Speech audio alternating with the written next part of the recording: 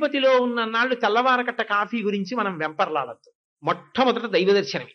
ఒక్క 3 రోజులు మనం అసలు కాఫీ ప్రసక్తి తీసుకురావద్దు.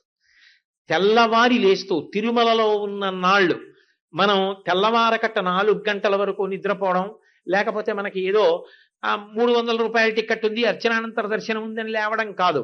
ప్రతిరోజు 3 అయ్యేటప్పటికి లేచి బయటికి వచ్చి కూర్చుందాం. స్వామి సుప్రభాతం వినపడుతూ ఉంటుంది.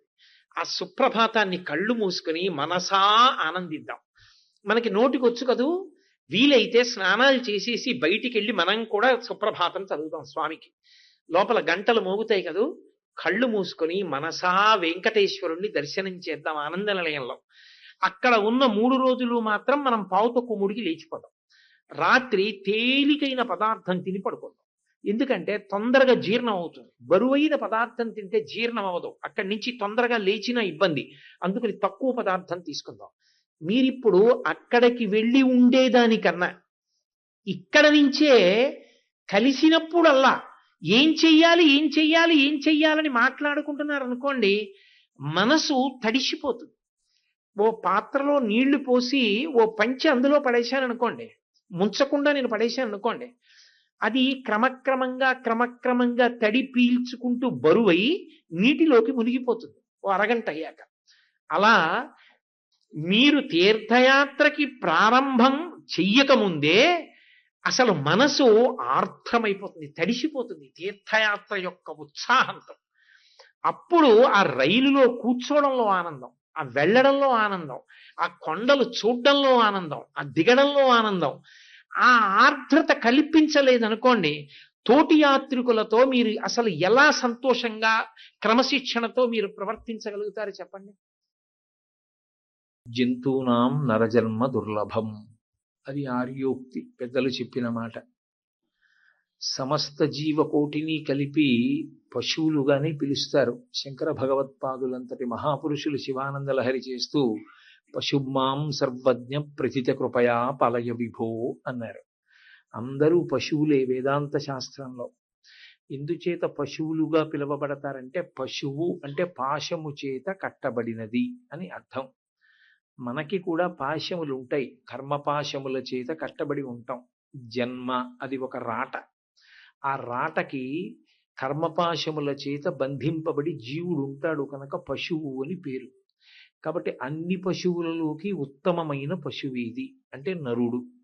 నరుడు ఉత్తమమైన పశువు. ఎందుచేత ఉత్తమమైన పశువు అంటే, ఆయన తన పాశములను త్రోసిరాజని భక్తి చేత, భక్తితో కూడినటువంటి కర్మాచరణము చేత పరమేశ్వరుని చేత అనుగ్రహింపబడినటువంటి జ్ఞాన వైరాగ్యముల వలన ఆ కర్మబంధములను తెంచుకుని పునరావృత్తి రహిత శాశ్వత శివ సాయుధ్య స్థితిని పొందగలడు.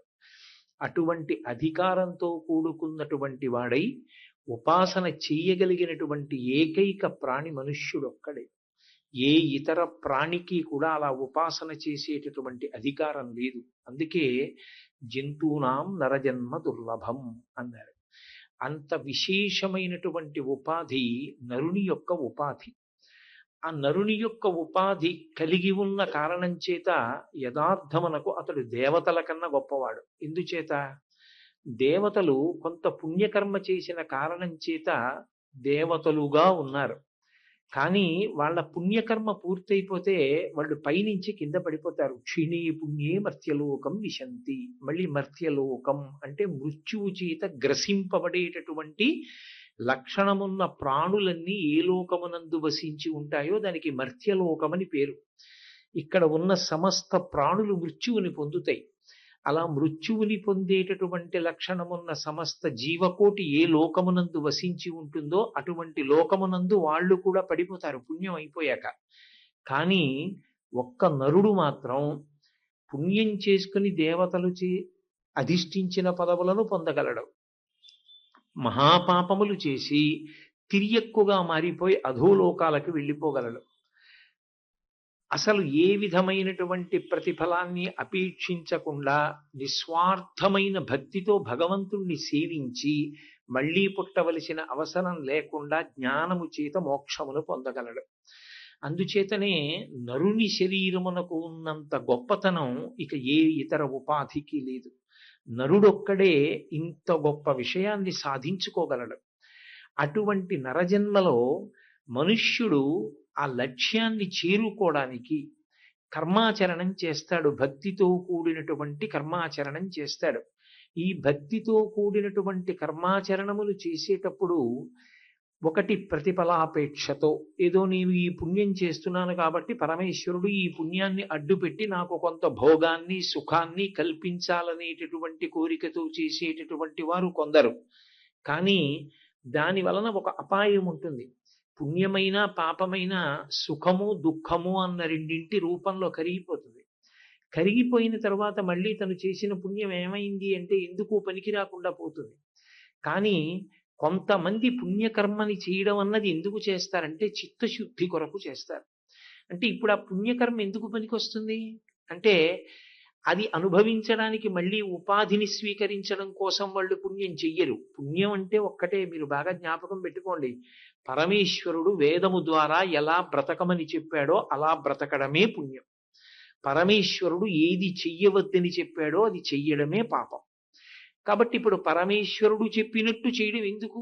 అలా చెప్పినట్టు చేస్తే ఆయన మళ్ళీ ఏదో భోగాల్ని సుఖాల్ని ఇస్తాడని కాదు, ఆయన చెప్పినట్టు చెయ్యకుండా ఉండలేక ఈ ఉపాధిని ఏర్పాటు చేసిన వాడు ఆయన కనుక ఆయన మీద భక్తితో ఆయన మీద గౌరవంతో ఆయన చెప్పినట్టు బ్రతికిన వాడెవడో వాడు చేసిన పుణ్యకర్మ చిత్తశుద్ధి కొరకు పనికొస్తుంది. ఇప్పుడు అది ఎలా ఉంటుందంటే, నేను కొంత పాయసాన్ని తీసుకొచ్చి పాత్ర ఇవ్వండి అందులో పోస్తానన్నాను. కిలిం పట్టినటువంటి పాత్ర, అపరిశుభ్రమైనటువంటి పాత్ర, మలినంతో కూడుకున్నటువంటి పాత్ర తెచ్చి మీరు అక్కడ పెట్టారనుకోండి, నేను పాయసం అందులో పోసినా మీకది ఆరగించడానికి పనికిరాదు. ఎందుకంటే పాత్రకి శౌచం లేదు, పాత్రకి శుభ్రత లేదు. ఆ పాత్ర పాయసాన్ని పొంది ఉండడానికి అర్హత లేని కారణం చేత అందులో పోసినటువంటి పాయసము ఎలా తినడానికి ఉపయుక్తము కాకుండా పోతుందో, అలాగే అసలు పాత్రతని పొందకపోతే పరమేశ్వరుడు జ్ఞానమును కటాక్షించడానికి అవకాశం ఉండదు. అందుకే భగవంతుడు చెప్పినట్లు బ్రతకడం, పుణ్యకర్మ చెయ్యడం దేని కొరకు చెయ్యాలి అంటే చిత్తశుద్ధి కొరకు. మీకు నేను ఒక ఉదాహరణ చెప్పాలంటే, చింతపండు కొంత నాకు ఇచ్చారు. ఆ చింతపండుతో చారు పెట్టుకోవచ్చు, పులుసు పెట్టుకోవచ్చు.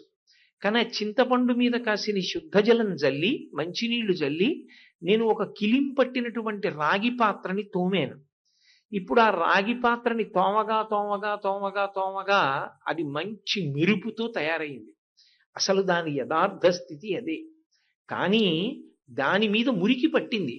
ఇప్పుడు నేను చింతపండుని దేనికి ఉపయోగించానంటే మురికిని తొలగించడానికి ఉపయోగించాను. ఇప్పుడు నేను పాత్రకి కొత్త మెరుపు తేలేదు, పాత్ర మెరవడానికి ప్రతిబంధకంగా ఉన్నటువంటి మలినాన్ని తొలగించాను. ఇప్పుడు పాత్ర తన సహజ స్థితిని పొందింది, అందులో పాయసం పొయ్యొచ్చు. చింతపండు పనికిరాదు. ఇంకా అది పాత్ర శుద్ధి చేయడానికి పనికొచ్చింది తప్ప ఇక ఉపయోగించడానికి పనికిరాదు. చిత్తశుద్ధి కొరకు చేసిన పుణ్యకర్మాచరణము పాత్ర తోమడానికి ఉపయోగించిన చింతపండు లాంటిది కాదు. ఆ పుణ్యకర్మని అడ్డు పెట్టుకుని మళ్ళీ ఏదో సుఖమో భోగమో పొందుదాం అనుకోవడం, ఆ చింతపండుతో చారు కాచుకుని తాగుదాం అనుకోవడం లాంటిది. కాబట్టి ఇప్పుడు చిత్తశుద్ధితో కూడినటువంటి పాత్ర ఎక్కడ ఉన్నదో అక్కడ పరమేశ్వరుడు భక్తితో కూడిన కర్మాచరణం వలన ఎప్పుడో ప్రీతి చెందుతాడు. అరే వీడు నేను చెప్పినట్లు బ్రతుకుతున్నాడు రా అని. ఆయన చెప్పినట్లు బ్రతకగలిగిన ప్రాణి ఎవరు ప్రపంచంలో? ఒక్క మనుష్య ప్రాణి. ఎందుకని? ఆయన చెప్పడము అంటే వేదం ద్వారా చెప్పాడు. అందుకే ఈ ధర్మమునకు సనాతన ధర్మము అని పేరు. సనాతన ధర్మము అన్న పేరు ఎందుకు వచ్చిందో తెలుసా? అసలు అది యథార్థమునకు పేరు కాదు. సనాతనము అంటే ఎప్పటి నుంచో ఉన్నది.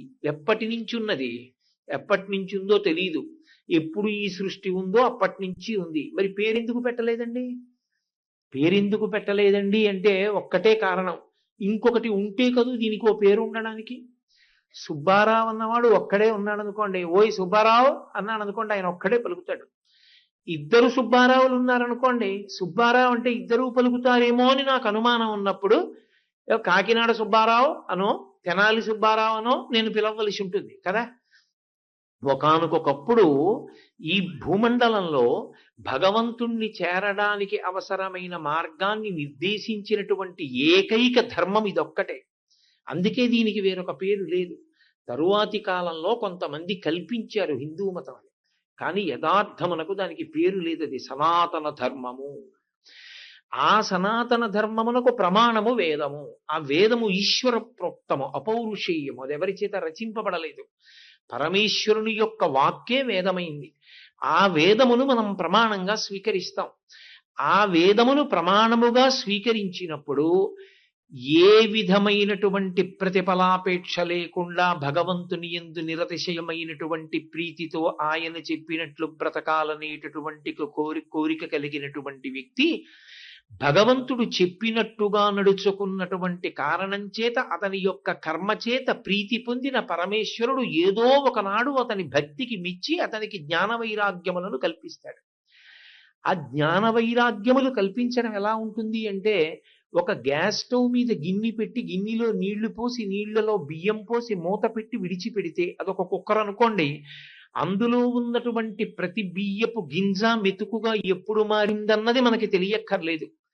ఆ ప్రతి బియ్యపు గింజ మెతుకైపోయిన తరువాత కుక్కర్ పూసినట్లు పరమేశ్వరుడు ఎలా బ్రతకమని వేదం ద్వారా చెప్పాడో అలా బ్రతికినటువంటి వ్యక్తి యొక్క భక్తితో కూడిన కర్మాచరణము చేత ప్రీతి చెందిన పరమేశ్వరుని చేత అనుగ్రహింపబడినటువంటి జ్ఞాన వైరాగ్యముల కారణముగా మళ్ళీ ఆ జీవి పుట్టవలసిన అవసరం లేకుండా అది చిట్ట చివరి మృత్యువై పునరావృత్తి రహిత శాశ్వత శివ సాయుధ్య స్థితిని పొందగలుగుతున్నాడు. దానికే అద్వైత మోక్షం. అద్వైత మోక్షం అంటే కైవల్యం. కైవల్య సిద్ధాంతమునందు ఈ శరీరం పడిపోయిన తరువాత మోక్షం కాదు. జ్ఞానము చేత ఆత్మ అనుభవంలోకి వచ్చి ఇది నేను కాదని, కొబ్బరికాయ లోపల కురిడి ఎలా విడిపోయి గుడుగుడులాడుతుందో అలా తాను ఆత్మగా నిలబడి సాక్షి మాత్రంగా చూస్తూ ఈ శరీరాన్ని విడిచిపెట్టగలిగినటువంటి స్థితిని పొందుతాడు. అదిగో అలా అజ్ఞానపు పొరలు చీల్చుకోవడానికి అవసరమైనటువంటి సాధనా క్రమాన్ని పాటించగలిగినటువంటి ఏకైక ప్రాణి నరుడొక్కడే తప్ప ఏ ఇతర ప్రాణికి కర్మాచరణము చేసేటటువంటి అధికారము లేదు. అవి చెయ్యవు. అందుకే వేదం చెప్పినటువంటివన్నీ పాటించవలసిన వాడెవరు అంటే మనుష్య ప్రాణి ఒక్కడే.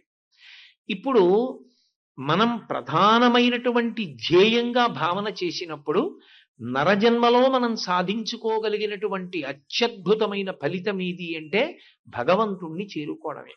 అది ఇతర ప్రాణులకు సాధ్యం కాదు. కనుక ఈ భగవంతుణ్ణి చేరుకునేటటువంటి ప్రక్రియలో తీర్థయాత్ర అన్నది ఒక ప్రధానమైనటువంటి భూమికని పోషిస్తుంది.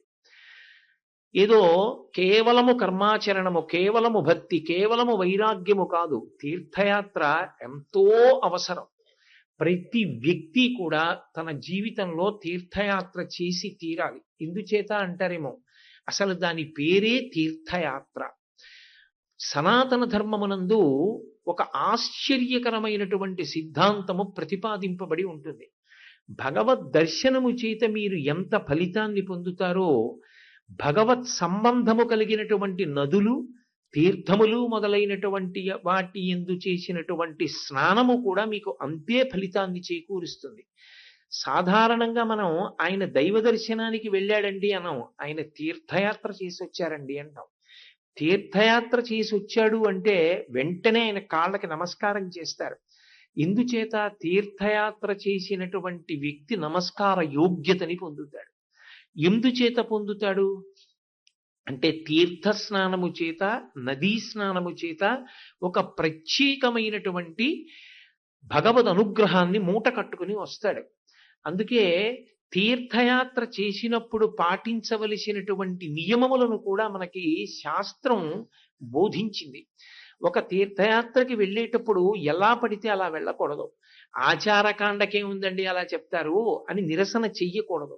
నేను మీతో ఒక మాట చెప్తాను. ఒక పసిగుడ్డు 9వ నెల తర్వాత తల్లి గర్భంలోంచి బయటికి రావలసినటువంటి పసిబిడ్డలు 8వ నెలలోనే ప్రసవమై బయటికి వచ్చేశారు. ఇప్పుడు ఆ పిల్లల్ని ముందుగా ప్రసవం అయిపోయారు కాబట్టి వైద్యులు తీసుకెళ్లి ఒక ప్రత్యేకమైనటువంటి గదిలో ఉంచుతారు. నా బిడ్డలే కదండి, నేను వెళ్ళి ఆ పిల్లల్ని పట్టుకుంటాను, నేను ఆ పిల్లల్ని ముట్టుకుంటానంటే తల్లిని పంపరు. ఆ తల్లి కూడా ఆ ప్రత్యేకమైనటువంటి సదుపాయములతో అత్యంత శ్రద్ధతో ఆ పిల్లలని చూస్తూ వైద్యం చేయబడుతున్నటువంటి గదిలోకి ఒక అద్దంలోంచి మాత్రమే చూసుకోవాలి. ఓ 10 రోజులు పోయిన తర్వాత తల్లిని లోపలికి తీసుకెళ్లి ముట్టుకో అమ్మా అన్నా ఆమె తిన్నగా తన చేత్తో ముట్టుకోవడానికి వీల్లేదు. డాక్టర్ గారు చేతి మీద కొంత ఔషధం వేసి దీంతో బాగా చేతులు తుడుచుకుని ఇప్పుడు ముట్టుకో నీ బిడ్డనంటారు. అదేమిటండి, నా బిడ్డ కదా, నా కడుపులో ఉన్నది కదా, నేను ఎందుకు ముట్టుకోకూడదు? ఇప్పుడు ఆ బిడ్డ పసిగుడ్డు, దాన్ని నువ్వు ముట్టుకుంటే దానికి అనేక రకములైనటువంటి రుగ్మతలు వస్తాయి. కంటికి కనపడని ఎన్నో సూక్ష్మాంగ దీవులు నీ శరీరాన్ని, నీ వస్త్రాల్ని పట్టుకుని ఉంటాయి. అందుకని చేతులు కడుక్కోకుండా ముట్టుకోవడానికి వీల్లేదంటారు. నువ్వు వైద్యుడు చెప్పినటువంటి సిద్ధాంతాన్ని అంగీకరించి నీకు అలా కడుక్కోకపోతే వచ్చేటటువంటి ఉపద్రవ సంబంధమైన సూక్ష్మాంగ జీవుల యొక్క శరీర నిర్మాణ వ్యవస్థ, అవి కల్పించగలిగినటువంటి వ్యాధుల గురించిన విషయాలు తెలియకపోయినా వైద్యుడు చెప్పినట్టు ప్రవర్తించి నీ బిడ్డను నువ్వు దక్కించుకుంటున్నావా లేదా? వైద్యుడు చెప్పినట్టు బ్రతకడంలో బిడ్డని పొందడం అన్న కోరిక ఎలా ఉందో, వేదం చెప్పినట్టుగా ఆచారకాండని పాటించి భగవద్ దర్శనం చేసి భగవంతుని యొక్క అనుగ్రహం పొందడం కూడా ఆచారకాండలో అంతే ప్రాశస్త్యం.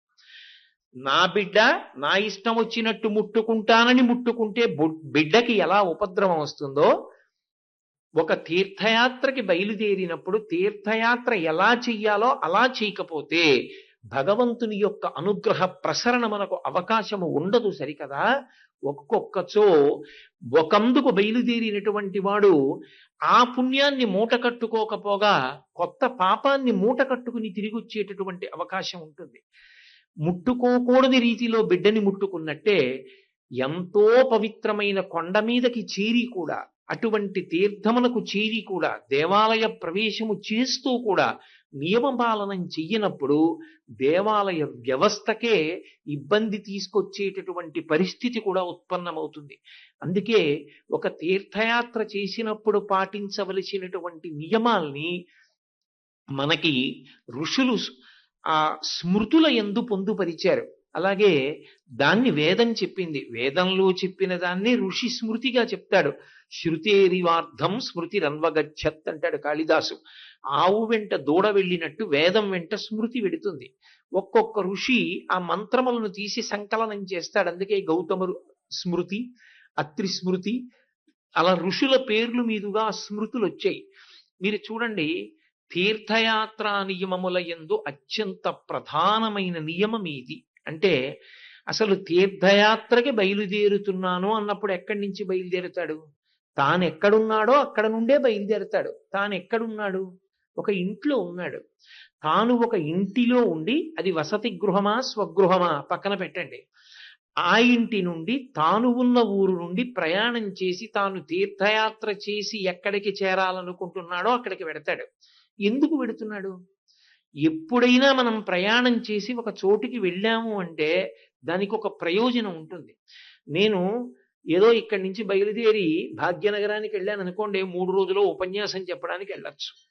నేను ఉపన్యాసం చెప్పడానికి వెళ్ళేవాడిని, ఉపన్యాసం చెప్పడానికి అవసరమైనటువంటి పరికరములు ఏమున్నాయో అవి సర్దుకుని నాతో తీసుకెడతాను. ఓ 4 పంచెలు తీసుకెడతాను, 4 ఉత్తరీయాలు తీసుకెడతాను. తప్ప నేను తీరా భాగ్యనగరం చేరుకుని ఉపన్యాసం చెప్పవయ్యా అంటే పంచె తెచ్చుకోవడం మర్చిపోయానండి అంటే వీడు అవివేకి అని ఎలా అంటారో, తీర్థయాత్రకు బయలుదేరినటువంటి వాడు సర్దుకోవలసినటువంటి పెట్టె కూడా వేరు విధంగా ఉంటుంది. తీర్థయాత్రకి బయలుదేరేటటువంటి వ్యక్తి తన కులదైవం యొక్క అనుమతిని పొందాలి. ఎక్కడ ఉంటారు కులదైవం? మీ ఇంటి సింహాసనంలోనే ఉంటారు. మీ ఇల్లు అని నేను అన్నప్పుడు అందులో నేను కూడా కలిసిపోతూ ఉంటాను. ఒకరిని ఉద్దేశించి మాట్లాడినప్పుడు మీరు నేను అనడం సహజం కాబట్టి అంటున్నాను. కానీ యథార్థమునకు మీరు అంటే మీరు వేరు నేను వేరుని కాదు. మనం అందరం తీర్థయాత్రకి వెళ్ళినప్పుడు మన కులదైవం యొక్క అనుమతిని తీసుకుని వెళ్ళాలి. ఎందుకని అంటే ఎక్కడ పవిత్రమైన భావన ఉన్నదో అక్కడ పరమేశ్వరుని యొక్క అనుగ్రహం ఉన్నది. ఒక్క పరమేశ్వరుడు మీ ఇంట్లో సింహాసనంలో కూర్చుని ఉంటాడు. మిగిలినవి సోఫాలు ఉండొచ్చు, కుర్చీలు ఉండొచ్చు, బెంచీలు ఉండొచ్చు. కానీ సింహాసనం మాత్రం ఒక్కటే ఉంటుంది. ఆ సింహాసనం పూజా మందిరంలో ఉంటుంది. ఆ సింహాసనంలో పరంపరాగతంగా పెద్దలు ఆరాధించినటువంటి కులదైవం ఉంటారు. ఆ కులదైవం సింహాసనంలో కూర్చుని ఉన్నాడు. ఆయన పరిపాలన చేస్తున్నాడు. ఆయన పరిపాలన చేస్తున్నప్పుడు ఆయన అనుమతి లేకుండా వెళ్ళడానికి వీల్లేదు. అది భావనా సంస్కారం.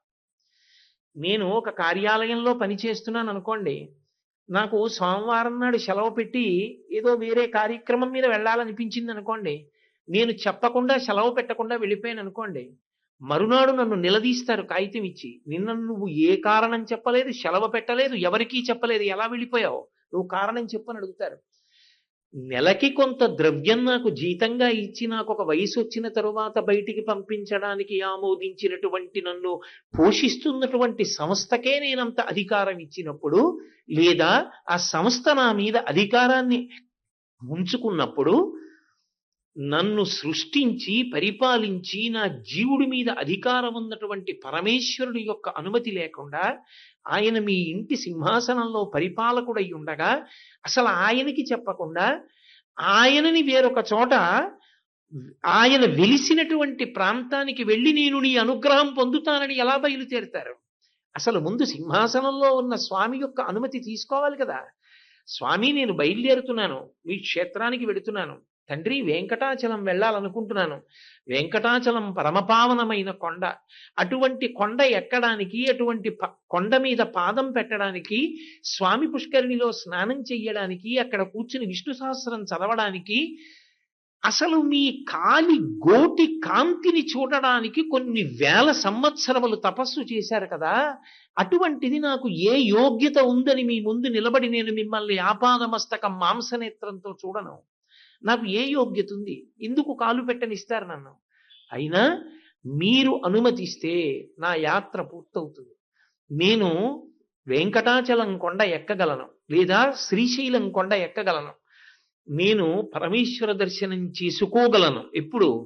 నా శక్తి చేత కాదు, మీరు నాకు దర్శనం ఇవ్వవలసి ఉంటుంది. అక్కడ మీరు నాకు దర్శనమిచ్చి, మీరు పుష్కరిణిలో స్నానం చేసేటటువంటి అవకాశం నాకు ఇచ్చి, నా జీవుడు ధన్యుడయ్యేటట్టుగా నన్ను మీరు అనుగ్రహించండి. నేను ఒక 10 రోజుల పాటు తీర్థయాత్రకు బయలుదేరుతున్నాను. స్వామి, నన్ను అనుగ్రహించి నేను బయలుదేరడానికి నాకు అనుమతినివ్వండి అని అడగాలి. అసలు తీర్థయాత్రయందున్న అంతర్లీనమైన సిద్ధాంతము భక్తి. ఒక తీర్థయాత్రకి ఎందుకు వెడతాం? కేవలం భక్తితోనే వెడతాం తప్ప, నేను ఎవరు తీర్థయాత్రకి వెళ్ళినా ఇంకొక కారణానికి వెడతారు అన్న మాట నా నోటి నుండి కూడా నేను ఉచ్చరించాను. ఎవ్వరు వెళ్ళినా పరమ భక్తితోటే వెడతారు. పరమభక్తితో తీర్థయాత్రకి వెడుతున్నారు అంటే ఆ భక్తి అసలు సింహాసనం దగ్గర పరమేశ్వరుని యొక్క అనుమతి తీసుకోవడంలో కూడా ఉండాలి కదా. అసలు ఇక్కడ ప్రారంభం లేని భక్తి తీర్థయాత్ర దగ్గరికి వెళ్ళి అది పండడానికి అవకాశం ఎక్కడుంటుంది? పిండి లేనిది పండెక్కడి నుంచి వస్తుంది? విత్తు లేనిది చెట్టెక్కడి నుంచి వస్తుంది? ఇంట్లో సింహాసనం దగ్గర అనుమతి తీసుకోవడమే చేత కానప్పుడు ఇంకా తీర్థయాత్ర చెయ్యడంలో భక్తి పరిపూర్ణంగా పండుతుందనేటటువంటి విశ్వాసం ఎక్కడ ఉంటుంది? అందుకే మొట్టమొదట సింహాసనం దగ్గర అనుమతిని తీసుకోవలసి ఉంటుంది. మన ఇంటి పూజా మందిరంలో సింహాసనం ఎక్కడుందో ఆ పూజా మందిరంలో కూర్చుని, పరమేశ్వర, నేను ఒక వారం రోజులు తీర్థయాత్రకు బయలుదేరుతున్నాను, నన్ను అనుగ్రహించండి అని చెప్పాలి. ఎలా మనం తీర్థయాత్రకి బయలుదేరేటప్పుడు సింహాసనం దగ్గర అనుమతి తీసుకుంటామో, అలాగే మనం ఏ ఊరిలో ఉంటున్నామో ఆ ఊరి యొక్క అధిష్టాన దేవతకి కూడా ఇంట్లోనే కూర్చుని నమస్కారం చెయ్యాలి.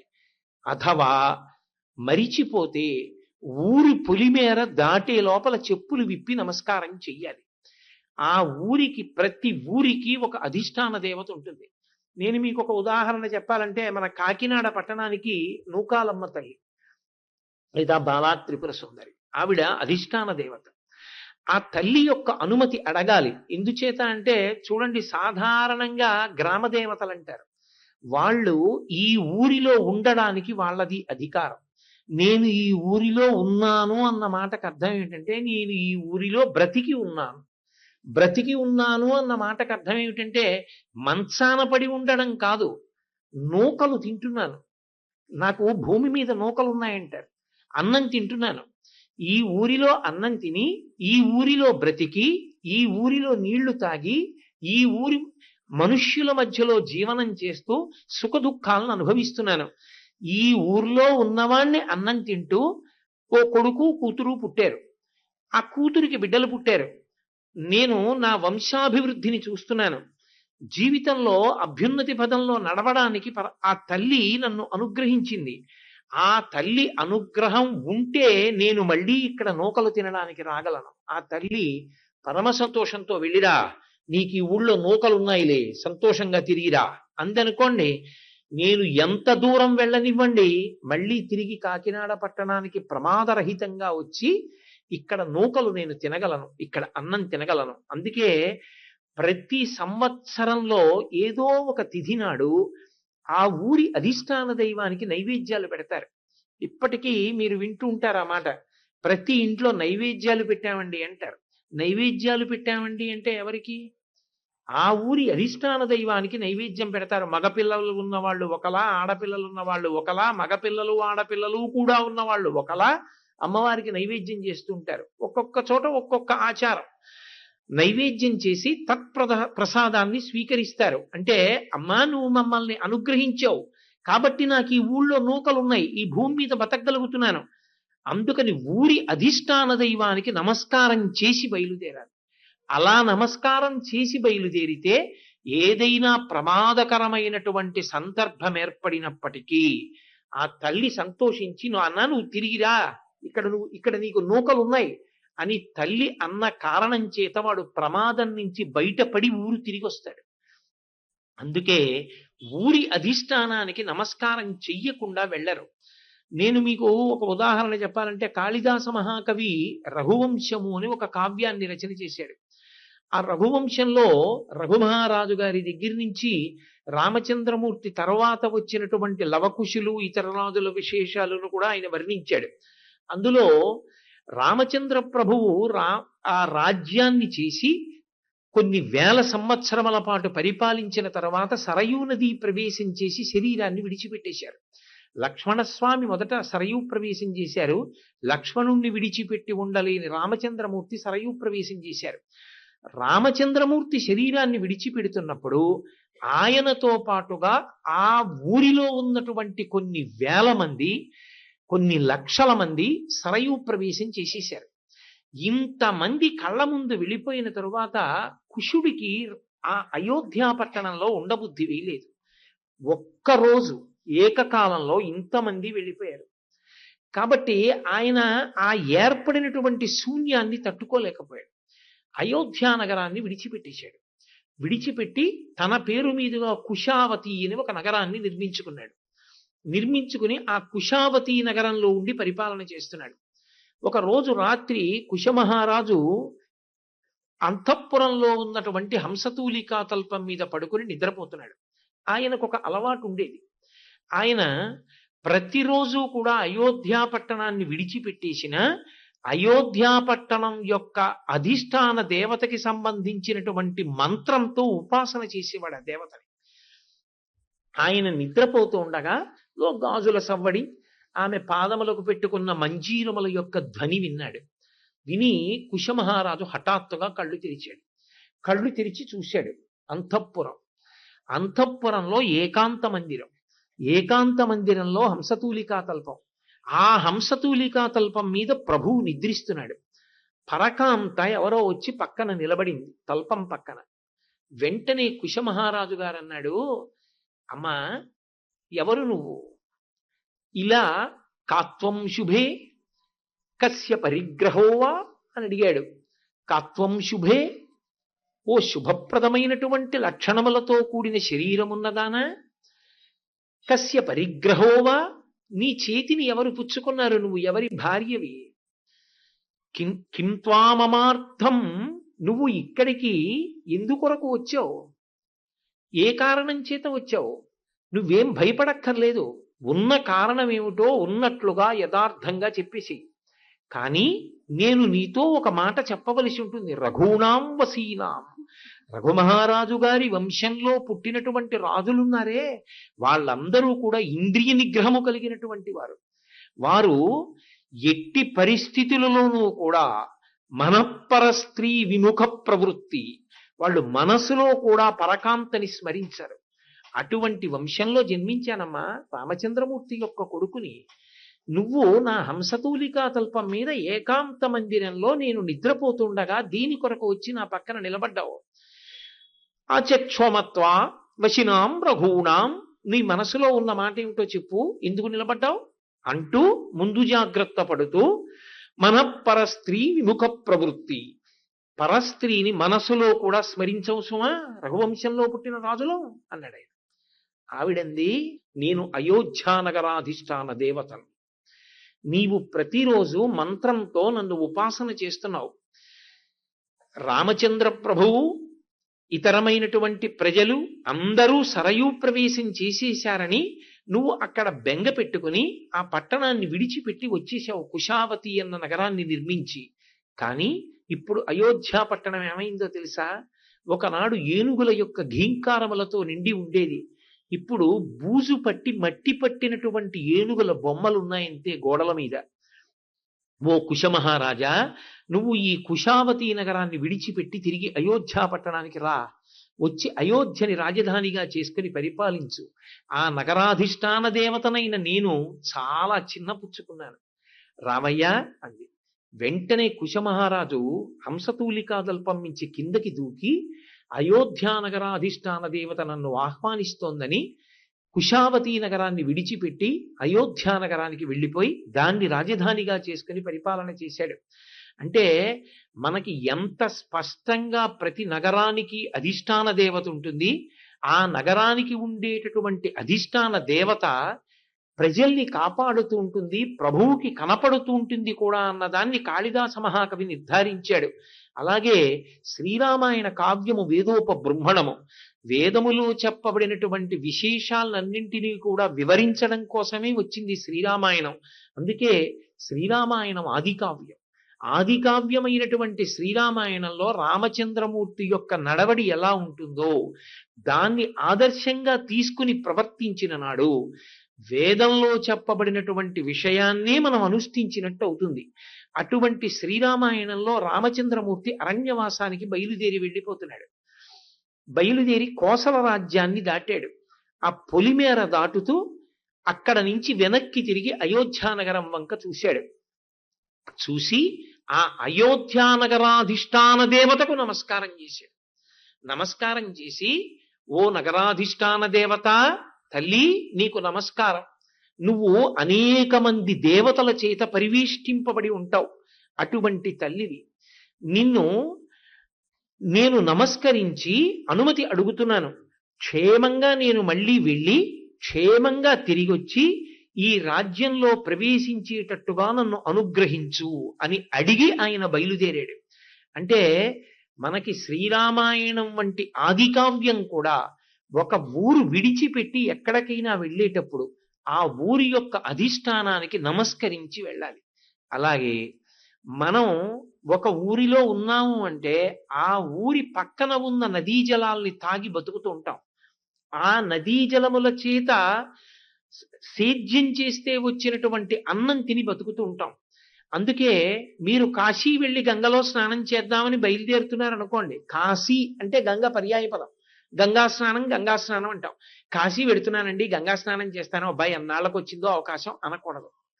కాశీ వెళ్ళి గంగా స్నానం చేసే ముందు యథార్థమునకు మీరు పక్కన ఉన్న గోదావరి స్నానం చెయ్యాలి. ఒకవేళ గోదావరి స్నానం చెయ్యలేకపోతే అథవా గోదావరికి నమస్కారం చెయ్యాలి. అమ్మా, నువ్వు పరమపావనివి, నువ్వు ఇచ్చిన నీళ్లు తాగి ఈ శరీరం నిలబడింది, నువ్వు పెట్టిన అన్నం తిని ఈ శరీరం నిలబడింది. ఈ శరీరం నిలబడింది కాబట్టి గంగా స్నానానికి వెడుతున్నాను. అమ్మా, నన్ను గంగా స్నానానికి అనుమతించు అని అడగాలి. అడిగి పక్కనే ఏ నదీ జలాల్ని తాగి బ్రతుకుతున్నాడో, ఏ నదీ జలముల చేత సేద్యము చేసినటువంటి పంట నుండి వచ్చినటువంటి పదార్థాన్ని తిని శరీరాన్ని నిలబెట్టుకుని ఆ శరీరంతోటే తీర్థయాత్ర చేసి ఉత్కృష్టమైన స్థితిని పొందాలనుకుంటున్నాడో ఆ నదికి నమస్కారం చెయ్యాలి. అందుకని కులదైవము యొక్క నమస్కారము, ఆ తరువాత ఊరి యొక్క అధిష్టానములకు నమస్కారము, ఏ నదీ జలములను తాగి బ్రతుకుతున్నాడో ఆ నదికి నమస్కారము చేసి తీర్థయాత్ర సంకల్పం చెయ్యాలి. తీర్థయాత్రకి బయలుదేరేటప్పుడు 2 పెట్లు సర్దుకోవాలి. ఒక పెట్టి బాహ్యం, ఒక పెట్టి ఆంతరం. అందుకే అసలు తీర్థయాత్ర నిజానికి ఎక్కడ ప్రారంభం అవుతుంది అంటే, తీర్థయాత్ర ప్రహృష్టమైనటువంటి మనస్సున్నవాడికి ఇంట్లోనే ప్రారంభం అవుతుంది. కిష్కింధకాండ పూర్తి చేస్తూ వాల్మీకి మహర్షి ఒక మాట అంటారు, జగామలంకాం మనసా మనస్వి అంటారు. స్వామి హనుమ గురించి చెప్తూ లంకాపట్టణానికి మనస్సుతో ఆయన చీరిపోయాడు అన్నారు. అసలు మనసు ఉత్సాహభరితంగా ఉండాలి. ఒక పట్టణానికి మనం తీర్థయాత్రకు బయలుదేరుతున్నాం అనుకోండి, ఒక 2-3 రోజుల ముందు నుంచే అసలు ఏం చేద్దాం అనుకుంటున్నారు అన్నదాని గురించి పరమోత్సాహంగా మాట్లాడుకోవడం ప్రారంభం కావాలి. ఓ తిరుపతి వెడుతున్నారనుకోండి, ఆ తిరుపతి వెడుతున్నాం, ఏదో ఫలానా రోజుకి చేరుకుంటాం. చేరుకోగానే సాధ్యమైనంత తొందరగా మనం ఏదో ముందు మంగాపట్టణం వెడదాం. మంగాపట్టణం వెళ్ళి ఆ తల్లి పద్మావతీదేవిని దర్శనం చేద్దాం. పద్మావతీదేవిని దర్శనం చేయడంతో పాటుగా చాలా కాలమైంది ఎప్పుడూ చెయ్యలేదు. అబ్బా, ఆ పద్మావతి కోనేరు ఇప్పుడు ఎంత చక్కగా ఉంచుతున్నారు. కాబట్టి మనం ఈసారి పద్మావతి కోనేటిలో స్నానం చేద్దాం. పద్మావతి కోనేటిలో స్నానం చెయ్యాలి కాబట్టి మనం వెళ్ళిపోవడం కాదు, ఓ తువ్వాలు, ఏదో ఓ పంచల్ చాపు ఇవి వేరుగా పెట్టుకొని అక్కడికి వెళ్ళి స్నానం చేసి, ఆ తర్వాత మళ్ళీ బొట్టు పెట్టుకోవడానికి ఎక్కడుందని వెతుక్కోకుండా కాస్త కుంకం, కించిత్ విభూతి, వీటిని కూడా 2 పొట్లాలు కట్టుకుని పట్టుకెళ్ళాలి. కాబట్టి ఆ పంచల్ చాపులో ఓ విభూతి పొట్లం, ఓ కుంకం పొట్లం పెట్టుకున్నామా, మనం మంగాపట్నంలో చక్కా పద్మావతి కోనేటిలో స్నానం చేసి అమ్మవారి దేవాలయంలోకి దర్శనానికి వెడతాం. అమ్మవారి దేవాలయంలోకి దర్శనానికి వెళ్ళినప్పుడు ఈసారి కుంకుమార్చన చేసుకునేటటువంటి అవకాశాన్ని పొంది ఒక్కసారి అమ్మవారి ఆలయానికి ప్రదక్షిణం చెయ్యాలి. ఆ అంతరాలయ ప్రదక్షిణం చేసి వచ్చి అమ్మవారికి దగ్గరగా ఆ తల్లి యొక్క వైభవాన్ని చూడాలి. ఆ తల్లి ఇలా పాదాల్ని చూపిస్తూ ఇలా అభయహస్తం పట్టి, ఆ కళ్ళు కామాక్షి కళ్ళు ఎలా ఉంటాయో అలా కనపడుతున్నటువంటి ఆ కళ్ళు, ఆ పెట్టుకున్నటువంటి చక్కటి బొట్టు, ఆ తల్లి కట్టుకున్న పట్టుబట్ట, ఆమె యొక్క పెద్ద చీర అంచు, ఆవిడ వేసుకున్న నగలు, ఆ తల్లి యొక్క కారుణ్య దృష్టి, ఇవన్నీ ఒక్కసారి చూడాలి. అమ్మ దగ్గర ఆ ప్రేమ, ఆ ఆనందం ఒక్కసారి పొందాలి. అబ్బా, పైన గజలక్ష్మి ఉంటుంది, ఒక్కసారి చేతులు ఎత్తి అమ్మవారిని ఆ గజలక్ష్మిని ముట్టుకోవాలి. వంగి గడపకి నమస్కారం చేసుకోవాలి. చక్కగా మనం ఆ దేవాలయంలో ఎక్కడ కూర్చుని కాసేపు లక్ష్మీ అష్టోత్తరం చదువుకుందాం, ఎక్కడ కూర్చుని కనకధారా స్తోత్రం చేసుకుందాం.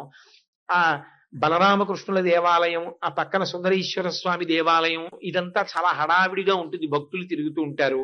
అక్కడ కూర్చుంటే వాళ్ళని ఇబ్బంది పెట్టినట్టు ఉంటుంది. ఒక్కసారి అక్కడ ఉన్న రక్షకులకు చెప్పి, ఆ విమాన లక్ష్మి ఉన్నటువంటి ప్రాంతం ఆ పక్కన కొద్దిగా నిశ్శబ్దంగా ఉంటుంది, అయ్యా ఒక్క 10 నిమిషాలు లక్ష్మీ అష్టోత్తరం చదువుకుని వెళ్ళిపోతామని చెప్పి మనం ప్రదక్షిణంగా వెళ్ళి అక్కడ కూర్చుని కాసేపు మౌనంగా మనందరం లక్ష్మీ అష్టోత్తరం చదువుకుందాం. ఒక్క లక్ష్మీ అష్టోత్తరమే చదువుదాం. ఇంకక్కడి నుంచి మళ్ళీ కనకధార అవన్నీ కూడా చదివితే అక్కడ ఉన్న వాళ్ళకి ఇబ్బంది. 10 నిమిషాలు లక్ష్మీ అష్టోత్తరం చదువుకుని లేచిపోదాం. అలా చేద్దాం మనం అని చక్కగా భార్య పిల్లలు మాట్లాడుకోవడం మొదలు పెట్టారనుకోండి, అసలు తీర్థయాత్ర మానసికంగా ప్రారంభమైంది అని గుర్తు. అసలు తీర్థయాత్ర గురించి మానసికంగా సంకల్పం ఏమీ లేదు. ఎంతసేపు పెట్టి సర్దుకోవడం అంటే పెట్టి సర్దుకోవడానికే పరిమితం అయిపోయారనుకోండి, మీరు మానసికంగా క్షేత్రానికి వెళ్ళి అనుభవించవలసిన వాటి గురించిన ఉత్సుకత అసలు ఏర్పడదు. ఈసారి మనం తప్పకుండా ఓ పని చెయ్యాలి. ఈసారి మనం ఎలాగో ఉత్తరాయణ పుణ్యకాల ప్రవేశానికి పుష్కరిణి స్నానానికి వెడతాం కదా, ఈసారి ఉత్తరాయణ పుణ్యకాలం ప్రవేశించినటువంటి రోజు సప్తమి తిథితో కూడినటువంటి ఆదివారం హస్తా నక్షత్రంతో వచ్చింది. గొప్ప అదృష్టం. కాబట్టి సూర్యనారాయణమూర్తి అభిషేకానికి కూడా వద్దాం. మళ్ళీ అక్కడ పుష్కరిణి స్నానం చేసేసి అలివేలు మంగాపట్నం వచ్చి సూర్యనారాయణమూర్తి గుళ్ళో అభిషేకం కూడా చూసి మళ్ళీ వెడదాం. ఒకసారి చక్కగా ఒకసారి మానసికమైనటువంటి ప్రణాళికని నిర్మాణం చేసుకున్నారనుకోండి, మనసు ఆర్ద్రతని పొందుతుంది, తడిసి ముద్దవుతుంది, భగవత్ స్పర్శని పొందుతుంది. ముందే అది ఉత్సాహాన్ని పొందుతుంది. నేను ఒక ఆయన్ని చూశాను. ఆయన తిరుపతి వెళ్తున్నప్పుడు ఆయన మాట్లాడిన మాటలు విని నేను తెల్లబోయాను. ఆయన అన్నాడు, మనం నిద్రపోకూడదు సుమా, రేణిగుంట వచ్చిందంటే తిరుపతి వచ్చిన తర్వాత లేద్దామని పడుకోకూడదు. రేణిగుంట దగ్గరే లేచి కిటికీ దగ్గర కూర్చోవాలి. కూర్చుంటే కొండలు కనపడడం మొదలు పెడతాయి. ఆ కొండలు బద్దలైనట్టుగా జేగురు రంగుతో రాళ్లతో కనపడతాయి పైన. అక్కడ స్వామివారి యొక్క నామం, స్వామివారి యొక్క శంఖం చక్రం కనపడతాయి. ఆ దీపాలు వెలుగుతుంటాయి. దూరం నుంచి అసలు మనం ఆ 7 కొండల్ని జుర్రేసుకోవడంతో మొదలు పెట్టాలి. తర్వాత ఇంకొకటి చెప్తున్నాను, రైల్లోంచి దిగినప్పుడు చెప్పులతో కాలు కింద పెట్టినా బాగా జ్ఞాపకం పెట్టుకోండి, మనందరం గబగబా ఒక్క 4 అడుగులు ముందుకెళ్ళి, ఆ రైలు పెట్టి దగ్గరే చెప్పులు ఇప్పితే దిగే వాళ్ళకి ఇబ్బంది, 4 అడుగులు ముందుకేసి చెప్పులు ఇప్పి ముందు తిరుపతి భూమిని చేతులతో ముట్టుకుని నమస్కరించి మళ్ళీ చెప్పులు వేసుకుందాం. తప్ప చెప్పులతోనే నడవద్దు. ఆ ప్రదేశం అటువంటిది, ఆ తిరుపతి పట్టణం అటువంటిది. శంకర భగవత్పాదులు, అన్నమయ్య, పురంధరదాస్ గారు, ఎంతమంది మహాపురుషులు తిరిగిన ప్రదేశము. కాబట్టి ఒక్కసారి మనం కాళ్లతో తొక్కే ముందు చెప్పులతో తొక్కకుండా పాదములతో స్పృశించే ముందు ఇంతకన్నా దిక్కు లేదని చేతులతో ముట్టుకుని నమస్కరించి చెప్పులు వేసుకుందాం. ఇప్పుడు కొడుకు వింటూ ఉంటాడు, కూతురు వింటూ ఉంటుంది, భార్య వింటూ ఉంటుంది. వింటున్నావా, మర్చిపోయి గబగబా వెళ్ళిపోకు, మనం అలా చేద్దాం అని. తిరుపతిలో ఉన్న నాళ్ళు తెల్లవారకట్ట కాఫీ గురించి మనం వెంపర్లాడద్దు. మొట్టమొదట దైవ దర్శనమే. ఒక్క 3 రోజులు మనం అసలు కాఫీ ప్రసక్తి తీసుకురావద్దు. తెల్లవారి లేస్తూ తిరుమలలో ఉన్న నాళ్ళు మనం తెల్లవారకట్ట 4 గంటల వరకు నిద్రపోవడం, లేకపోతే మనకి ఏదో 300 రూపాయల టికెట్ ఉంది, అర్చనానంతర దర్శనం ఉందని లేవడం కాదు. ప్రతిరోజు 3 అయ్యేటప్పటికి లేచి బయటికి వచ్చి కూర్చుందాం. స్వామి సుప్రభాతం వినపడుతూ ఉంటుంది. ఆ సుప్రభాతాన్ని కళ్ళు మూసుకొని మనసా ఆనందిద్దాం. మనకి నోటికొచ్చు కదూ, వీలైతే స్నానాలు చేసేసి బయటికి వెళ్ళి మనం కూడా సుప్రభాతం చదువుతాం స్వామికి. లోపల గంటలు మోగుతాయి కదూ, కళ్ళు మూసుకొని మనసా వెంకటేశ్వరుణ్ణి దర్శనం చేద్దాం ఆనంద నిలయంలో. అక్కడ ఉన్న 3 రోజులు మాత్రం మనం పావుతో కుమ్ముడికి లేచిపోతాం. రాత్రి తేలికైన పదార్థం తిని పడుకుందాం. ఎందుకంటే తొందరగా జీర్ణం అవుతుంది. బరువైన పదార్థం తింటే జీర్ణం అవ్వదు, అక్కడి నుంచి తొందరగా లేచిన ఇబ్బంది. అందుకని తక్కువ పదార్థం తీసుకుందాం. మీరిప్పుడు అక్కడికి వెళ్ళి ఉండేదానికన్నా ఇక్కడ నుంచే కలిసినప్పుడల్లా ఏం చెయ్యాలి ఏం చెయ్యాలి ఏం చెయ్యాలని మాట్లాడుకుంటున్నారు అనుకోండి, మనసు తడిసిపోతుంది. ఓ పాత్రలో నీళ్లు పోసి ఓ పంచె అందులో పడేశాను అనుకోండి, ముంచకుండా నేను పడేశాను అనుకోండి, అది క్రమక్రమంగా తడి పీల్చుకుంటూ బరువై నీటిలోకి మునిగిపోతుంది ఓ అరగంట అయ్యాక. అలా మీరు తీర్థయాత్రకి ప్రారంభం చెయ్యకముందే అసలు మనసు ఆర్ద్రమైపోతుంది, తడిసిపోతుంది తీర్థయాత్ర యొక్క ఉత్సాహంతో. అప్పుడు ఆ రైలులో కూర్చోవడంలో ఆనందం, ఆ వెళ్ళడంలో ఆనందం, ఆ కొండలు చూడడంలో ఆనందం, ఆ దిగడంలో ఆనందం. ఆ ఆర్ద్రత కల్పించలేదనుకోండి, తోటి యాత్రికులతో మీరు అసలు ఎలా సంతోషంగా క్రమశిక్షణతో మీరు ప్రవర్తించగలుగుతారు చెప్పండి? మీరు ప్రవర్తించలేరు. ఎందుచేత అంటే నేను ఇంత సున్నితమైన అంశాన్ని స్పృశించానని మీరు అనుకోవద్దు. వెంకటాచలం బయలుదేరాము అంటే దిగిన దగ్గర నుంచి ఎంత ఎక్కువసేపు మనం భగవత్ సేవలో గడపగలమన్న దాన్ని లెక్కలో పెట్టుకోవలసి ఉంటుంది. అలా లెక్కలో పెట్టుకోవలసి వచ్చినప్పుడు రాత్రి 11 వరకు సెల్ ఫోన్ అదే పనిగా మాట్లాడుతూ ఉన్నాడు అనుకోండి ఒక ఆయన, ఆ మిగిలిన పడుకున్న వాళ్ళు తెల్లవారి లేచి క్షేత్ర దర్శనం ఎలా చేయగలుగుతారు? ఏ వస్తువుని ఎక్కడ వరకు వాడుకోవాలో అక్కడ వరకు వాడుకోవాలి. తీర్థయాత్ర క్షేత్రములకు వెళ్ళేటటువంటి ప్రయాణ సాధనముల యందు యాత్రికులు నిద్రపోవడానికి అవకాశం కల్పించాలి. వాళ్ళెవరో చిన్నపిల్లలైతే దోషం లేదు, పెద్దవాళ్ళు అసలు తోటి యాత్రికులతో మీరు మర్యాదతో ప్రవర్తించండి అన్న మాట ఎక్కడ ప్రారంభం అవుతుందంటే తిరుపతి వెళ్ళాక కాదు, తిరుపతికి బయలుదేరినప్పటి నుంచి. నేను ఆఫీస్ నుంచి వస్తూ 5:35కి శేషాద్రి ఎక్స్ప్రెస్ అక్కడ పెట్టుంటే రోజు చూసి అనుకుంటుంటా, ఎవరో మహానుభావులు అదిగో ప్లాట్ఫామ్ మీద ఉన్నారు, ఎక్కేస్తున్నారు. రేపు ఈ పాటికి వీళ్ళందరూ సహస్రదీపాలంకార సేవలో కూర్చుంటారు, స్వామి ఊయలు ఊగుతుంటే అన్నమాచార్య కీర్తన వింటూ ఉంటారు, ఆ వేదం వింటూ ఉంటారు, నేను ఇలాగే పోతూ ఉంటాను ఆఫీస్ నుంచి. ఏమి భాగ్యవంతులు వీళ్ళు అనుకుంటూ ఉంటాను. శేషాద్రి ఎక్స్ప్రెస్ ఎక్కే వాళ్ళందరూ ఇంచుమించుగా తిరుపతి ప్రయాణం కోసం వెళ్ళేవాళ్లే. మీరు తిరుపతి వెళ్ళేవాళ్ళు రైల్లో కూర్చొని వెంకటేశ్వర స్వామి వారి గురించి మీకు తెలుసున్న విషయం, అబ్బా ఏమి అక్కర్లేని విషయాలు, అందులో మళ్ళీ అవతల వాళ్ళ భక్తిని పాడు చేసే విషయాలు, లేకపోతే వివాదాస్పదమైనటువంటి విషయాలు, వీటిని స్పృశించకుండా స్వామి భక్తి, మహానుభావుడు ఎంతమందిని ఆదుకున్నాడు. ఆంధ్రదేశంలో ప్రతి వారి పేరుకి ఇంచుమించు వెంకట కలపకుండా ఉండరు. ప్రతి చోట కార్యాలయంలో ఉన్న పేరులో వెంకట ఉండదేమో కానీ ప్రతి వారి పేరులోనూ వెంకట ఉండదు. చాలా మంది నన్ను చాగంటి కోటేశ్వరరావు అంటారు, చాలా మందికి తెలియదు నా పేరు చాగంటి రాజావీర వెంకట బసవ కోటేశ్వరరావు. వెంకట ఉంది నా పేరులో, కాబట్టి వెంకట లేకపోవడం ఉండదు. ప్రతి వారి పేరులో వెంకట ఉంటుంది 199 మంది పేర్లలో. అంటే తల్లిదండ్రులు అంత భక్తితో ఆ బిడ్డన్ని స్వామి ఇచ్చాడు అని వెంకట శబ్దాన్ని కలుపుకున్నారు. మా ఇంట్లో వెంకట అండి మా ముత్తాత గారికి ఉంది, మా తాతగారికి ఉంది, మా నాన్నగారికి ఉంది, నాకుంది. వెంకట శబ్దం అంత గొప్పది. వెంకటేశ్వర స్వామి గురించి మేము వెంకటేశ్వర వైభవోత్సవాలు చేసుకుంటాం వారం రోజులు. సుప్రభాతం ఎలా జరుగుతుందో తెలుసా? మేము తిరుపతిలో చూడలేదు కానండి, కాకినాడలో చూసాం. అర్చకులు ఎలా వస్తారు, ఎలా ఆ తలుపులు తీస్తారు, ఎలా లోపలికెడతారు, సుప్రభాతం ఎలా చదువుతారు, సుప్రభాత వైభవం ఎలా ఉంటుంది, ఆ ఘంటామంటపంలో గంటలు ఎలా మోగిస్తారు, వాటి ప్రకంపనలు వస్తుంటే ఎంత గొప్పగా ఉంటుంది. ఇవన్నీ మీరు మాట్లాడుకుంటూ వెడుతున్నారు అనుకోండి రైల్లో, పడుకున్న తర్వాత కూడా అదే సంతోషంగా ఉంటుంది. ఆ యాత్ర చేసే వాళ్ళందరి మధ్య ఒకటే అనుబంధం ఏర్పడుతుంది. మనందరం కూడా కమలవాసిని మమ్ము కన్న తల్లి అని ఆ తల్లి లక్ష్మీదేవి యొక్క బిడ్డలం, ఆ శ్రీ మహావిష్ణువు యొక్క బిడ్డలం. అందరి మధ్య ఒక ఐకమత్యత ఏర్పడుతుంది, ఎంతో అన్యోన్యత ఏర్పడుతుంది. అక్కర్లేని విషయాలన్నీ రైలు బండిలో మాట్లాడి వైకుంఠం క్యూ కాంప్లెక్స్ లోకి కూడా న్యూస్ పేపర్ పట్టుకెడితే మనసు ఆర్ద్రతతో ఉండమంటే ఎక్కడి నుంచి ఉంటుంది? తీర్థయాత్ర అన్నది ప్రధానంగా దేనికి అంటే శరీరాన్ని సాధనంగా చేసుకుని మనసుని ఆర్ద్రత చేత తడపాలి. అలా తడపకపోతే చించలమైనటువంటి మనస్సు కదిలిపోతుంది. కదిలిపోయి అక్కర్లేని విషయాలు అది ఏది పట్టుకుంటుందో అదే పట్టుకుంటుంది.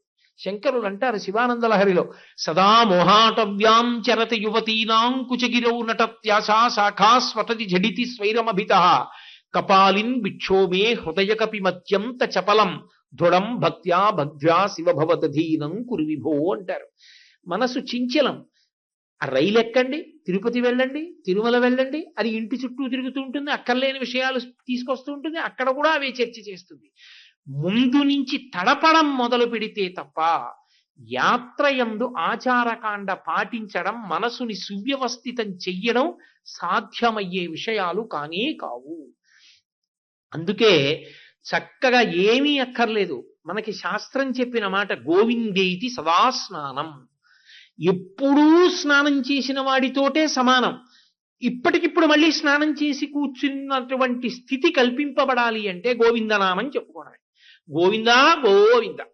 కాసేపు చక్కగా గోవిందనామం చెప్పుకోవడం, భగవత్ సంబంధమైన విషయం మాట్లాడుకోవడం, రామనామం చెప్పుకోవడంతో ప్రారంభం చేసి తీర్థయాత్రని ప్రారంభం చేశారనుకోండి. ఇప్పుడు నేను చెప్పిన విషయాల్ని మళ్ళీ ఒక్కసారి సింహావలోకనం చెయ్యండి. ఇంటి దగ్గర బయలుదేరేటప్పుడు కులదేవత యొక్క అనుమతి, ఇంటి దగ్గర బయలుదేరేటప్పుడు ఆ నగరాధిష్టాన దేవత యొక్క అనుమతి, ఇంటి దగ్గర బయలుదేరేటప్పుడు పక్కనే ఉన్నటువంటి నది యొక్క అనుమతి, ఆమెకి కృతజ్ఞతావిష్కారం చేసి బయలుదేరేటప్పుడు తప్పకుండా ఒక అలవాటు చేసుకోండి. మా చిన్నతనంలో ఎక్కడికైనా తీర్థయాత్రకు బయలుదేరితే నాకు ఇప్పటికీ జ్ఞాపకం, మా పెద్దవాళ్ళు నించోపెట్టి శ్లోకం చెప్పించి ఆ బయలుదేరండ్రా అనేవారు. ఇప్పటికీ అదే అలవాటు మనం ఈ దేవాలయం నుంచి తీర్థయాత్రకు బయలుదేరే ముందు చేస్తుంటాం. అందరం కలిపి ఆ శ్లోకం చెప్పి బయలుదేరుతాం. ప్రారంభంలో అథవా ఏదీ రాకపోయినా ఏ విఘ్నం రాకుండా పూర్తవ్వాలి అని గణపతికి ప్రార్థన చెయ్యాలి. సుముఖశ్చైకదంతశ్చ కపిలో గజకర్ణకః లంబోదరశ్చ వికటో విఘ్నరాజో గణాధిప ధూమకేతుర్గణాధ్యక్ష ఫాలచంద్రో గజాననః వక్రతుండ శూర్పకర్ణో హేరంబ స్కందపూర్వజః షోడశైతాని నామాని ఎప్పటే శృణ్యాదపి. ఒకవేళ మిగిలిన వాళ్ళకి రాకపోతే ఒక్కళ్ళు చదివితే చాలు. ఎప్పటేత్తు శృణుయాదపి, విన్నా చాలు. ఎప్పటే శృణుయాదపి విద్యారంభే వివాహే చ ప్రవేశే నిర్గమే తథా సంగ్రామే సర్వకార్యేషు విఘ్నస్తస్య నయాయితి.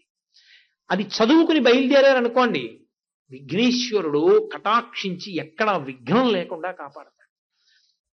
అథవా అంతమేం చెప్పలేమండి అన్నారనుకోండి, సర్వదా సర్వదేశేషు పాతుత్వాం భువనేశ్వరి మహామాయా జగద్ధాత్రి సచ్చిదానంద రూపిణి.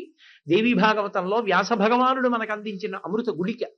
సర్వదా సర్వదేశేషు, కాలమునందు దేశమునందు, సర్వకాలములయందు సర్వదేశములయందు అమ్మా పాతుత్వాం భువనేశ్వరి, మమ్మల్ని నువ్వు కాపాడుతుండు. మహామాయా జగద్ధాత్రి సచ్చిదానంద రూపిణి. పోని అది కూడా రాదు, హనుమ యొక్క 12 నామాలు ఉంటాయి. అవి హనుమాన్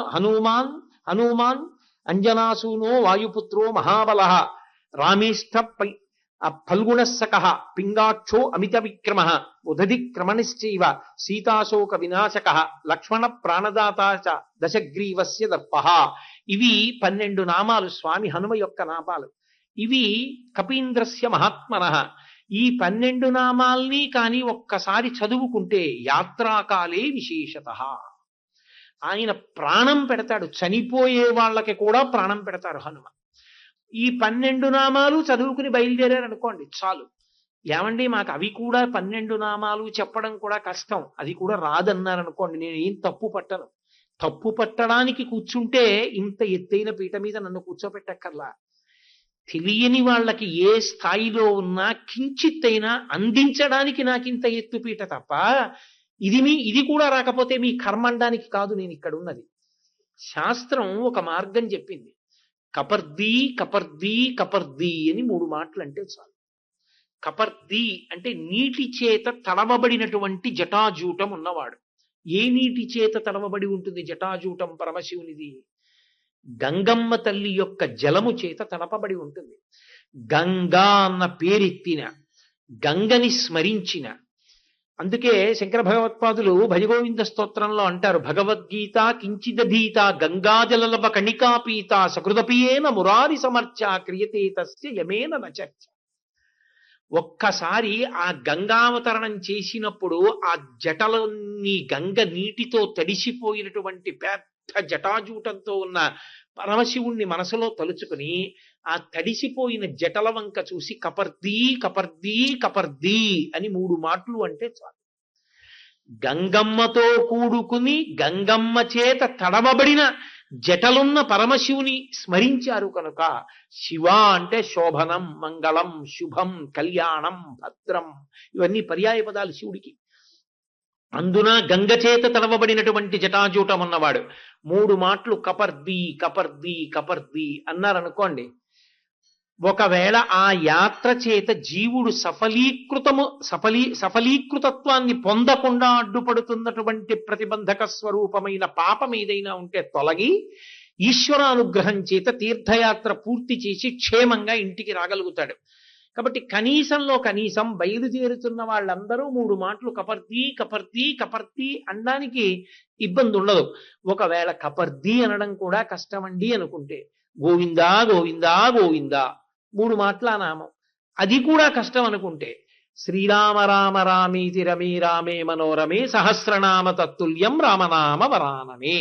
శ్రీరామ శ్రీరామ శ్రీరామ అనుకుని బయలుదేరితే చాలు. కాబట్టి సర్వమంగళమాంగళ్యే శివే సర్వార్థ సాధకే శరణ్యే త్రయంబకే దేవి నారాయణి నమోస్తుతే భగవంతుని యొక్క నమస్కారం చేసి బయలుదేరితే దాని వలన ఈశ్వరుని యొక్క అనుగ్రహము ప్రసరణం జరుగుతుంది.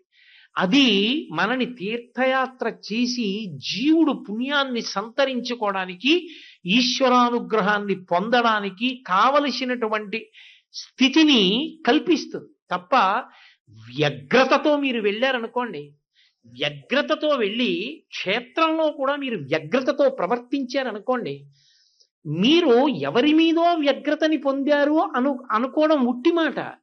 అసలు పరమేశ్వరుని యొక్క తీవ్రమైన ఆగ్రహానికి గురవుతారు. ఒక క్షేత్రానికి వెళ్ళినప్పుడు పరమ ప్రశాంతమైన స్థితిలో, సాత్వికమైన స్థితిలో మనసు ఉండాలి. అది రజోగుణ తమోగుణ భూయిష్టము కాకుండా చూసుకోవాలి. కాబట్టి ఇప్పుడు చక్కగా చేరవలసినటువంటి తీర్థయాత్రా స్థలాన్ని చేరుకున్నారు. నేను ఉదాహరణకి వెంకటాచలాన్ని కలుపుతున్నాను, కానీ మీరు ఏ ప్రాంతానికి తీర్థయాత్ర చేసినా నియమములు మాత్రం ఇవే ఉంటాయి. కాబట్టి ఇప్పుడు తీర్థయాత్రా స్థలానికి చేరుకున్నారు. తీర్థయాత్రా స్థలానికి చేరుకున్న తరువాత అత్యంత ప్రధానమైన నియమం ఏది అంటే స్నానము అత్యంత ప్రధానము. కొన్ని కొన్ని క్షేత్రాలు ఉంటాయి, అవి విశేషమైనటువంటి అనుగ్రహ ప్రసరణంతో ఉంటాయి. శ్రీశైలంలో ధూళి దర్శనం అని ఉంది, అన్ని క్షేత్రములలో అలా ఉండదు. సాధారణంగా క్షేత్రపాలకులు ఇలా చూపిస్తున్నారు అంటే గుర్తు ఏమిటంటే శౌచ ప్రధానమైన క్షేత్రము అని గుర్తు. కాబట్టి స్నానం చేసి దేవాలయంలోకి వెళ్ళాలి. స్నానానికి ఎంతో ప్రాముఖ్యత ఉంటుంది. నేను ఈ మాటలు చెప్తున్నప్పుడు మీరు నేను చెప్తున్న మాటల్ని సహృదయంతో స్వీకరించేటటువంటి ప్రయత్నం చెయ్యండి.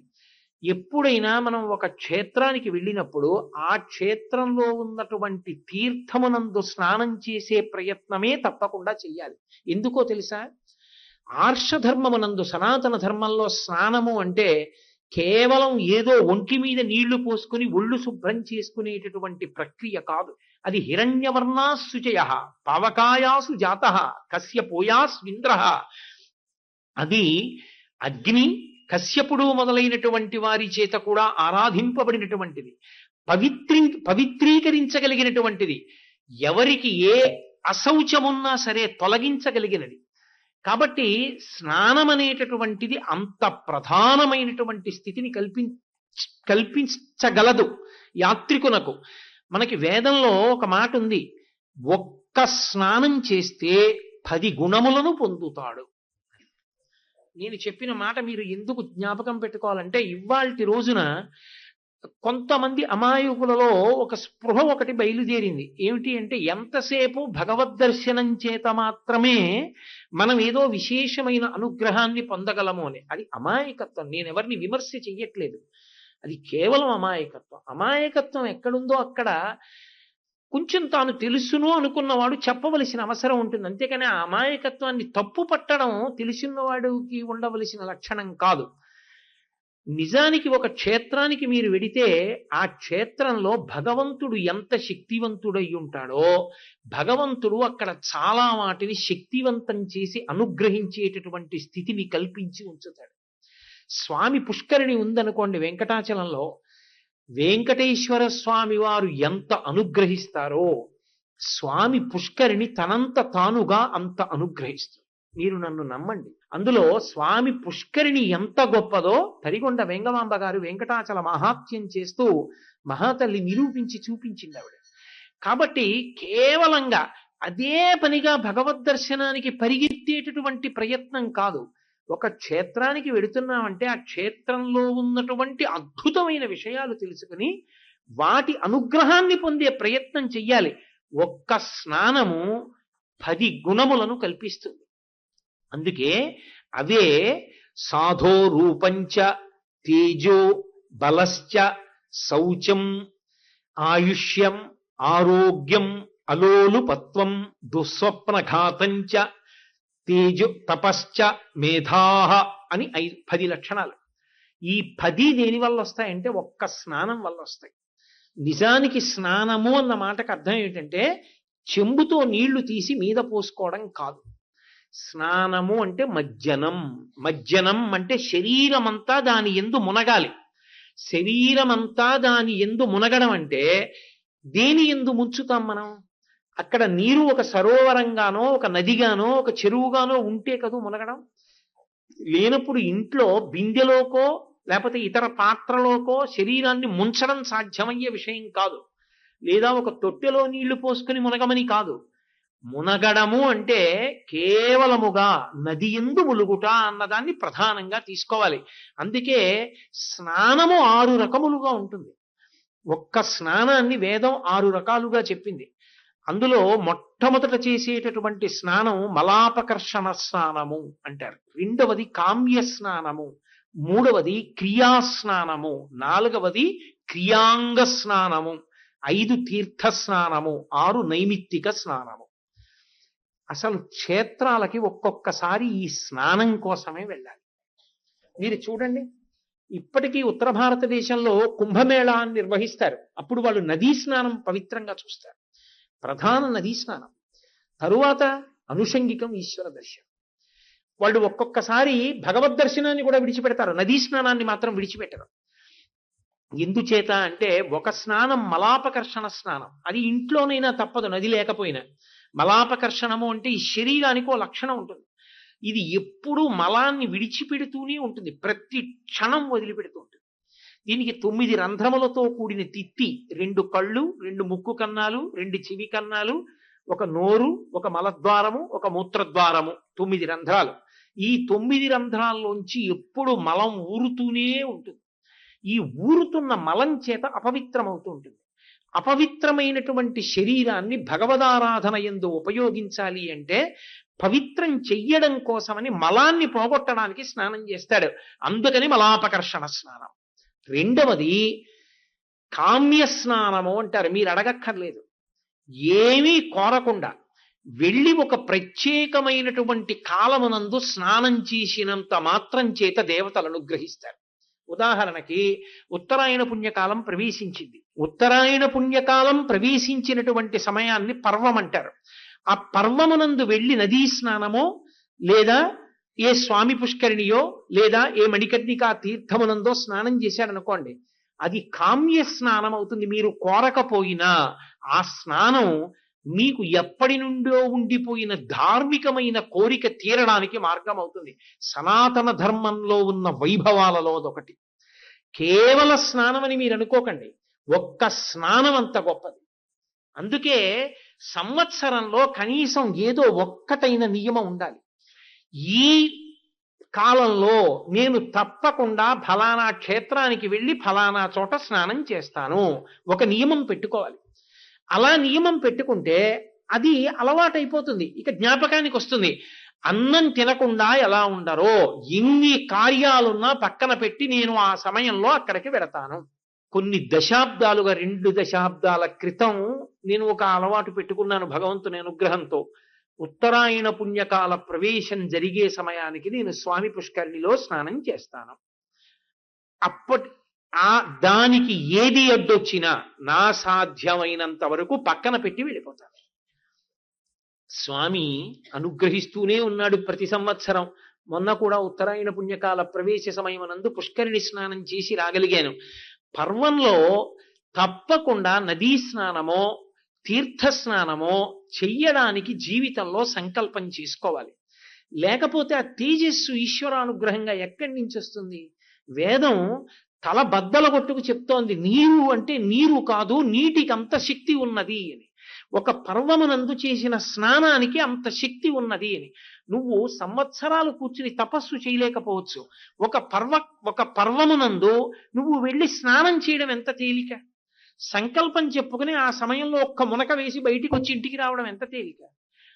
ఇప్పుడు ఏమంటే ఫలానా చోటికి వెళ్ళి దర్శనం చేసుకోవాలంటే ఆ సమయానికి వెళ్ళగలవో వెళ్ళలేవు. ఒక నదిలో ఆ సమయానికి స్నానం చేయడం అంటే ఏమిటి కష్టం? చక్కగా వెళ్ళి స్నానం చేసి రావచ్చు. దాన్ని వదులుకోవడం అంటే జీవితంలో ఏదో పెద్ద అదృష్టాన్ని కోల్పోవడం. అంటే ఏదో ఒక సమయాన్ని నిర్ణయం చేసుకోవాలి, ఈ పర్వం నేను ఇక్కడ ఉంటాను. ఒక్కొక్కరికి ఒక్కొక్క శక్తి ఉంటుంది, దూరం వెళ్ళలేకపోవచ్చు. కనీసంలో కనీసం అది నది నుండి ప్రవహించే కాలవ ఎక్కడుందో ఆ కాలవలో నేను మజ్జనం చేస్తాను, ఆ కాలవలోనన్నా స్నానం చెయ్యాలి. ఆ రోజు నదీ స్నానం బ్రహ్మముహూర్తంలో రాత్రల్లా చంద్రకిరణములు పడతాయి కాబట్టి నది అమృత కిరణముల చేత తాదాత్మ్యత పొంది గొప్ప శక్తిని పొంది ఉంటుంది. ఆ నదీ స్నానం చేస్తే తేజస్సు వృద్ధి పొంది ఆరోగ్యానికి కారకం అవుతుంది, ఈశ్వరానుగ్రహాన్ని పొందుతుంది, మనసు సాత్వికమై భగవంతుని యందు నిలబడడానికి యోగ్యమవుతుంది. అందుకే కొంతమంది మహానుభావులు నదులతో ఎంత అనుబంధాన్ని ఏర్పరచుకున్నారంటే, బిస్మిల్లా ఖాన్ గారిని అమెరికా రమ్మన్నారు. మీకు ఇక్కడ అన్నీ ఏర్పాటు చేస్తాం, మీకు భారతదేశంలో ఎన్ని ఉన్నాయో అన్నీ కల్పిస్తాం, మీరు అమెరికా వచ్చి ఉండండి, మీ వంటి సంగీతవేత్త మా దేశంలో ఉంటే మాకు వైభవం కలుగుతుంది. ఆయన అన్నారు, మీరన్నీ తేగలరు, ఏదైనా నాకు ఇవ్వగలరు, కాశీని గంగని ఇవ్వలేరుగా, ఆ రెండూ వదిలి నేను ఉండలేనుగా, నేను రానన్నారు. అది మనసుకి అనుబంధం, ఏదో ఒక అనుబంధం మనిషిని భగవంతుడితో ముడివేస్తుంది. అందుకే క్రియాస్నానము, నదీ స్నానం ఏదో నెలకొకసారో కనీసంలో కనీసం దక్షిణాయనం ప్రవేశించినప్పుడు, ఉత్తరాయణం ప్రవేశించినప్పుడు నేను పక్కన ఉన్న నదికి వెళ్ళి స్నానం చేస్తాను. అసలు నది పక్కన ప్రవహిస్తూ ఉండగా ఎన్ని సంవత్సరాలు దొర్లిపోనివ్వండి, ఎన్ని దశాబ్దాలు వెళ్ళిపోనివ్వండి, అరే మనం ఆ నదికి వెళ్ళి స్నానం ఎప్పుడూ చేయలేదనేటటువంటి స్పృహే కలగదు. అంత గొప్ప నది పక్కన ప్రవహిస్తోంది, అంత అనుగ్రహించగలిగినది. వెళ్ళి ఒక్కసారి ఆ నదిలో స్నానం చెయ్యాలి. నీకు ఉద్యోగం ఇచ్చిన వాణ్ణి జీవితాంతం తలుచుకుంటావు. నీకు ఎప్పుడో ఏదో ఉపకారం చేసిన వాణ్ణి ఎప్పుడూ తలుచుకుంటావు. చాలా మంచి లక్షణం, నేను తప్పని అంటలేదు, చాలా మంచిది. కృతజ్ఞో నాస్తి నిష్కృతి, కృతజ్ఞుడై ఉండాలి మనిషి. కానీ తెల్లవారి లేస్తే ఆ నీళ్లు తాగి ఆ అన్నం తింటున్నాం. ఆ నది స్నానం వల్ల నది కొరగదు, మన కొరుగుతుంది. కాబట్టి నదీ స్నానము క్రియాస్నానము, క్రియాంగ స్నానం అని ఒకటి ఉంటుంది. క్రియాంగ స్నానము మంత్రజపం చేసే వాళ్ళకి అలవాటు ఉంటుంది. ఆ అంగన్యాస కరన్యాసాలు చేసి ఆ మంత్ర జపం చెయ్యడానికి ముందు ఆ అవయవాల్ని తడుపుకునేటటువంటి ప్రక్రియ ఆచమనంతో, దాంతో అలా చేసేటటువంటి స్నానానికి, దానికి ముందు కొన్ని మంత్రములతో నీళ్లు చల్లుకునేటటువంటి ప్రక్రియకి క్రియాంగ స్నానం అని పేరు. అలాగే నైమిత్తిక స్నానం అని ఒక స్నానం ఉంటుంది. స్నానం చేసిన వాడే అయినా ఏదో శవాన్ని ముట్టుకున్నాడు, వెళ్ళి మళ్ళీ శుద్ధి కొరకు స్నానం చేస్తాడు. రజస్వల అయిన దాన్ని ముట్టుకున్నాడు, వెళ్ళి స్నానం చేస్తాడు. దాన్ని నైమిత్తిక స్నానము అంటారు. చిట్ట చివరి స్నానం తీర్థ స్నానం. ఇది నిజంగా పరమేశ్వరుడు మనుష్యునికి ఇచ్చినటువంటి గొప్ప వరం. దీనికోసం వెడతారు తీర్థయాత్రకి. అసలు యథార్థానికి తీర్థయాత్ర ఎందుకు చెయ్యాలి అంటే దీని కొరకు చెయ్యాలి.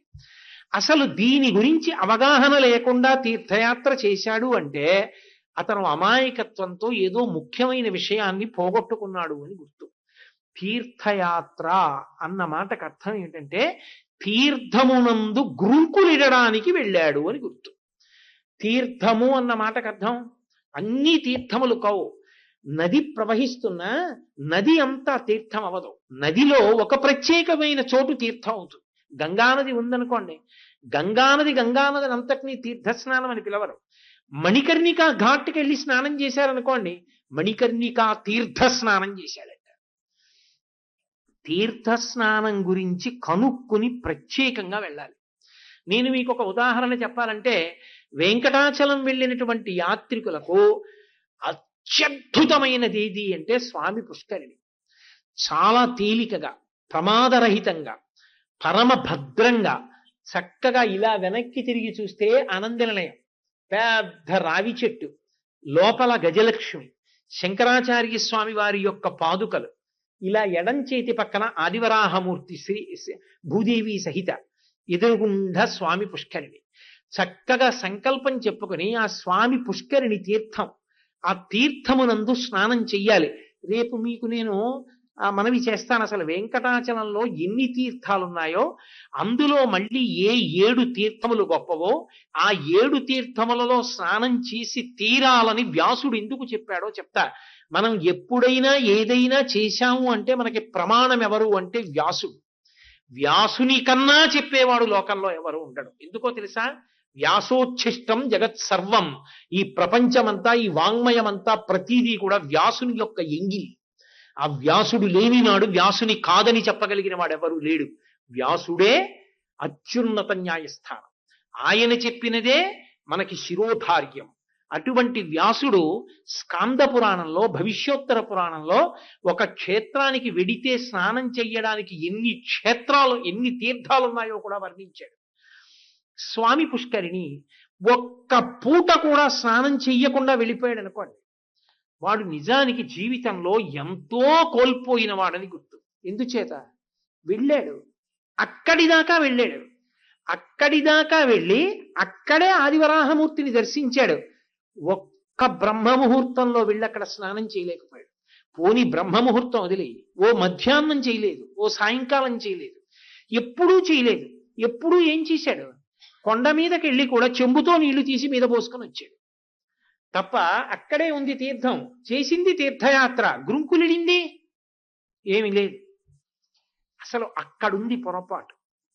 దీన్ని మనం దిద్దుకోవలసి ఉంటుంది. ఎక్కడికి వెళ్ళినా యాత్ర అన్నప్పుడు అసలు తీర్థయాత్ర అన్నప్పుడు ప్రధానంగా అక్కడ ఉన్న తీర్థములు ఏవి, ఆ తీర్థముల యందు స్నానం చెయ్యడానికి యోగ్యమైన రీతిలో మనం వెడుతున్నామా అన్నదాన్ని చూసుకోవాలి. ఎందుచేత నేను మీతో ఇంత తలకొట్టుకు మనవి చేస్తున్నానంటే ఒక్క స్నానమే 10 గుణములను కల్పిస్తుంది అని నేను మీతో మనవి చేశా. సాధో రూపంచ, ప్రతిరోజు స్నానం చేసేటటువంటి వ్యక్తికి సాధుస్వరూపం వస్తుంది అన్నారు.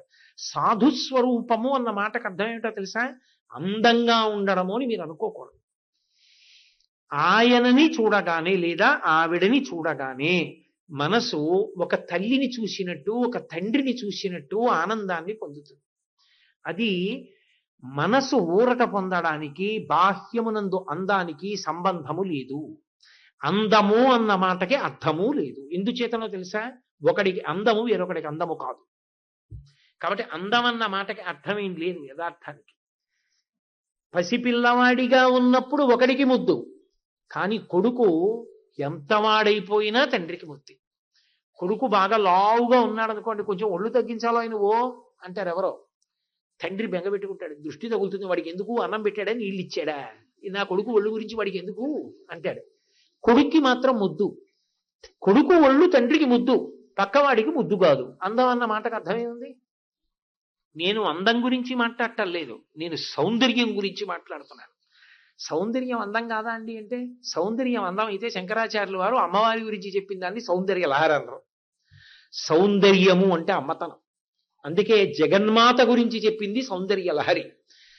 ఎవరిని చూడగానే మీ మనసు అబ్బా మహానుభావుడు ఆయన్ని చూస్తే ఏమిటోనండి మనసంతా ఊరట పొందిందండి, కష్టం అంతా మరిచిపోయి ఏదో ఎంత శాంతిగా అనిపించిందో అని అనిపిస్తుందో వాడు సౌందర్యవంతుడు. అంటే మనసు అంత నిర్మలమవుతుంది, ఉపకార ధోరణిని పొందుతుంది, ఎప్పుడూ అవతల వారి యొక్క శ్రేయస్సుని కాంక్షిస్తుంది. అందుకే అటువంటి వారు నడిచి వెడుతుంటే, అటువంటి వారు కూర్చుంటే ఇతర భూతములు కూడా సంతోషిస్తాయి. నేను మీతో ఒక యథార్థం చెప్తున్నాను. నదీ స్నానము కేవలముగా అనుగ్రహించడం కాదు, మీకు ఒక్కొక్క క్షేత్రంలో ఉండేటటువంటి నది ప్రత్యేకమైనటువంటి స్థాయిని ఇచ్చేస్తుంది. ముత్తుస్వామి దీక్షితరు వారు గంగానదిలో ప్రతిరోజు స్నానం చేస్తే గంగమ్మ తల్లి అనుగ్రహించింది వీణనాయనికి. ఆ వీణతోటే ఆయన జీవితాంతం కచేరీ చేశారు. చిట్ట చివరికి పశుపాశ విమోచిని కామాక్షి అంటూ కామాక్షి పరదేవత యందు ఐక్యమైపోయారు. అలా సాధోరూపంచ, సాధోరూపంచ అన్న మాటకు అర్థం ఏంటంటే ఆ అమృత కిరణముల చేత బాగా శక్తిని పుంజుకున్నటువంటి నదీ జలముల యందు స్నానము చేసిన వాడెవరో, ప్రతిరోజు నదిలో స్నానం చేసేసినటువంటి కారణం చేత ఆయనని చూడగానే ఉపశాంతి పొందేటటువంటి లక్షణం అలవాటు పడుతుంది. నేను మీకు ఒక మాట చెప్తాను. చంద్రశేఖరేంద్ర సరస్వతి మహాస్వామి వారు ఉంటారు, కంచికామకోటి పీఠాధిపత్యం వహించిన మహాపురుషులు. పరమాచార్య స్వామి వారి కన్నా అందవిహీనుడు ప్రపంచంలో ఇంకోడు. ఆయన భౌతికంగా ఏమందంగా ఉంటారు? ఉరప్పంజరం కనపడుతూ ఉంటుంది, బాహుమూలాల్లో ఎముకలు బయటికి వచ్చేసి ఉంటాయి, కళ్ళు ఇంతంత లోతుకు పోయి ఉంటాయి. ఆ విభూతి కూడా పోని 3 పుండ్రాలు కాదు, ఇలా అలదేసుకుని ఇంత బొట్టు పెట్టుకుంటారు. మెళ్ళో ఓ మారేడు దళాల మేళ వేసుకుని బట్టని ముద్ద కింది ఇలా తల మీద పడేసుకుని, మోకాళ్ళు అప్పుడే పుట్టిన పిల్లాడి మోకాళ్ళలాగా ముడతలు పడిపోయి ముద్దల కింద చర్మం దిగిపోయి చీపురు పుల్లల్లా ఉంటాయి. ఓ కమండలం పట్టుకుని ఓ సత్యదండం పట్టుకుని ఉంటారు. నేను మీకు చెప్పింది నిజమో అబద్ధమో మీకు అర్థం కావాలంటే, మీ మనసు ఎప్పుడైనా అశాంతిగా ఉన్నప్పుడు మీరు పరమాచార్య స్వామి వారి యొక్క మూర్తిని ఎదురుగుండా పెట్టుకుని అలా కాసేపు చూడండి, మీ మనసు వెంటనే శాంతి పొందుతుంది. ఒక ఫోటోకి కూడా అంత శక్తి వచ్చిందంటే అందుకే మహానుభావుడు ఆయన నడిచి వెడుతుంటే అన్ని కోట్ల మంది కాళ్ళ మీద పడిపోయారు. సాధో రూపంచ, ఒక తీర్థ స్నానం, ఒక నదీ స్నానం అటువంటి శక్తిని ఇవ్వగలదు. వాడు సమాజమునకు ఉపశాంతినిస్తాడు. అందుకే మీరు కొన్ని ఇళ్ళు చూడండి, మీరు కొంతమంది ఇళ్ళకెడితే ఏం పెద్ద ఐశ్వర్యవంతంగా ఏం ఉండవు ఆ ఇంట్లో, కానీ ఏమిటండి ఇక్కడ కూర్చుంటే ఏదో మనస్సంతా ప్రశాంతంగా ఉంది అంటారు. ఏమిటో తెలుసా కారణం? ఆ ఇంట ఉన్న వ్యక్తి ఆయన ఎప్పుడూ భగవంతుని యొక్క స్మరణతో ఉంటాడు. ఆయన స్మరిస్తూ ప్రశాంతంగా ఉన్నటువంటి ఆ ప్రకంపనలు ఇంటిని పట్టి ఉంటాయి. మీరు అందులోకి వెళ్ళినప్పుడు మీకు కూడా శాంతి కలుగుతుంది. నేను 2-3 సందర్భాల్లో చూసే అటువంటి విషయాలు. కాబట్టి సాధో రూపంచ బలశ్చ, రోజు స్నానం చేసిన వాడికి శరీర బలం కలుగుతుంది, ఉత్సాహం కలుగుతుంది, తేజో మంచి తేజస్సుని పొందుతాడు. శౌచం, శౌచం అంటే ఏ వస్తువునైనా ముట్టుకోవడానికి అర్హతని పొందుతాడు. ఆ అర్హత పొందాలి అంటే స్నానం చేసి ఉంటేనే దేన్నైనా ముట్టుకోగలగడం. అన్నీ ముట్టుకోవడానికి వీలు లేదు స్నానం చేయకపోతే. కాబట్టి బలశ్చ శౌచం, దాంతో పాటుగా ఆయుశ్చమారోగ్య, ఆయుర్దాయం నిలబడుతుంది. అంటే అపమృత్యు దోషాలు తొలుగుతాయి నది యొక్క అనుగ్రహం చేత, లేదా ప్రతిరోజు నియమంగా స్నానం చేసే అలవాటు వలన. అందుకే ఈ దేశంలో స్నానం చెయ్యడము అంటే కేవలముగా ఏదో శరీర శుభ్రత కొరకు స్నానం కాదు, స్నానమునకు ఉపకరణమైనటువంటి నీటికి అంత శక్తి ఉంది కాబట్టి బలశ్చ శౌచం, దానితో పాటుగా ఆయుష్యమారోగ్యమలోలుపత్వం, ప్రతిరోజు నియమంగా స్నానం చేసేటటువంటి వ్యక్తికి మనసు చంచలంగా ఉండేటటువంటి లక్షణం తగ్గిపోతుంది. అతను వెనక్కి తిరిగి మనసుకి ఇలా వేలు చూపించి ఆపగలడు. దాని ఇష్టం వచ్చినట్టు అది పరిగెత్తదు. నేను మీతో ఒక యథార్థం చెప్తున్నాను. ఇంత పవిత్రమైన వేదిక మించి ఇంకంత అన్నా నాకు అవకాశం లేదు చెప్పడానికి.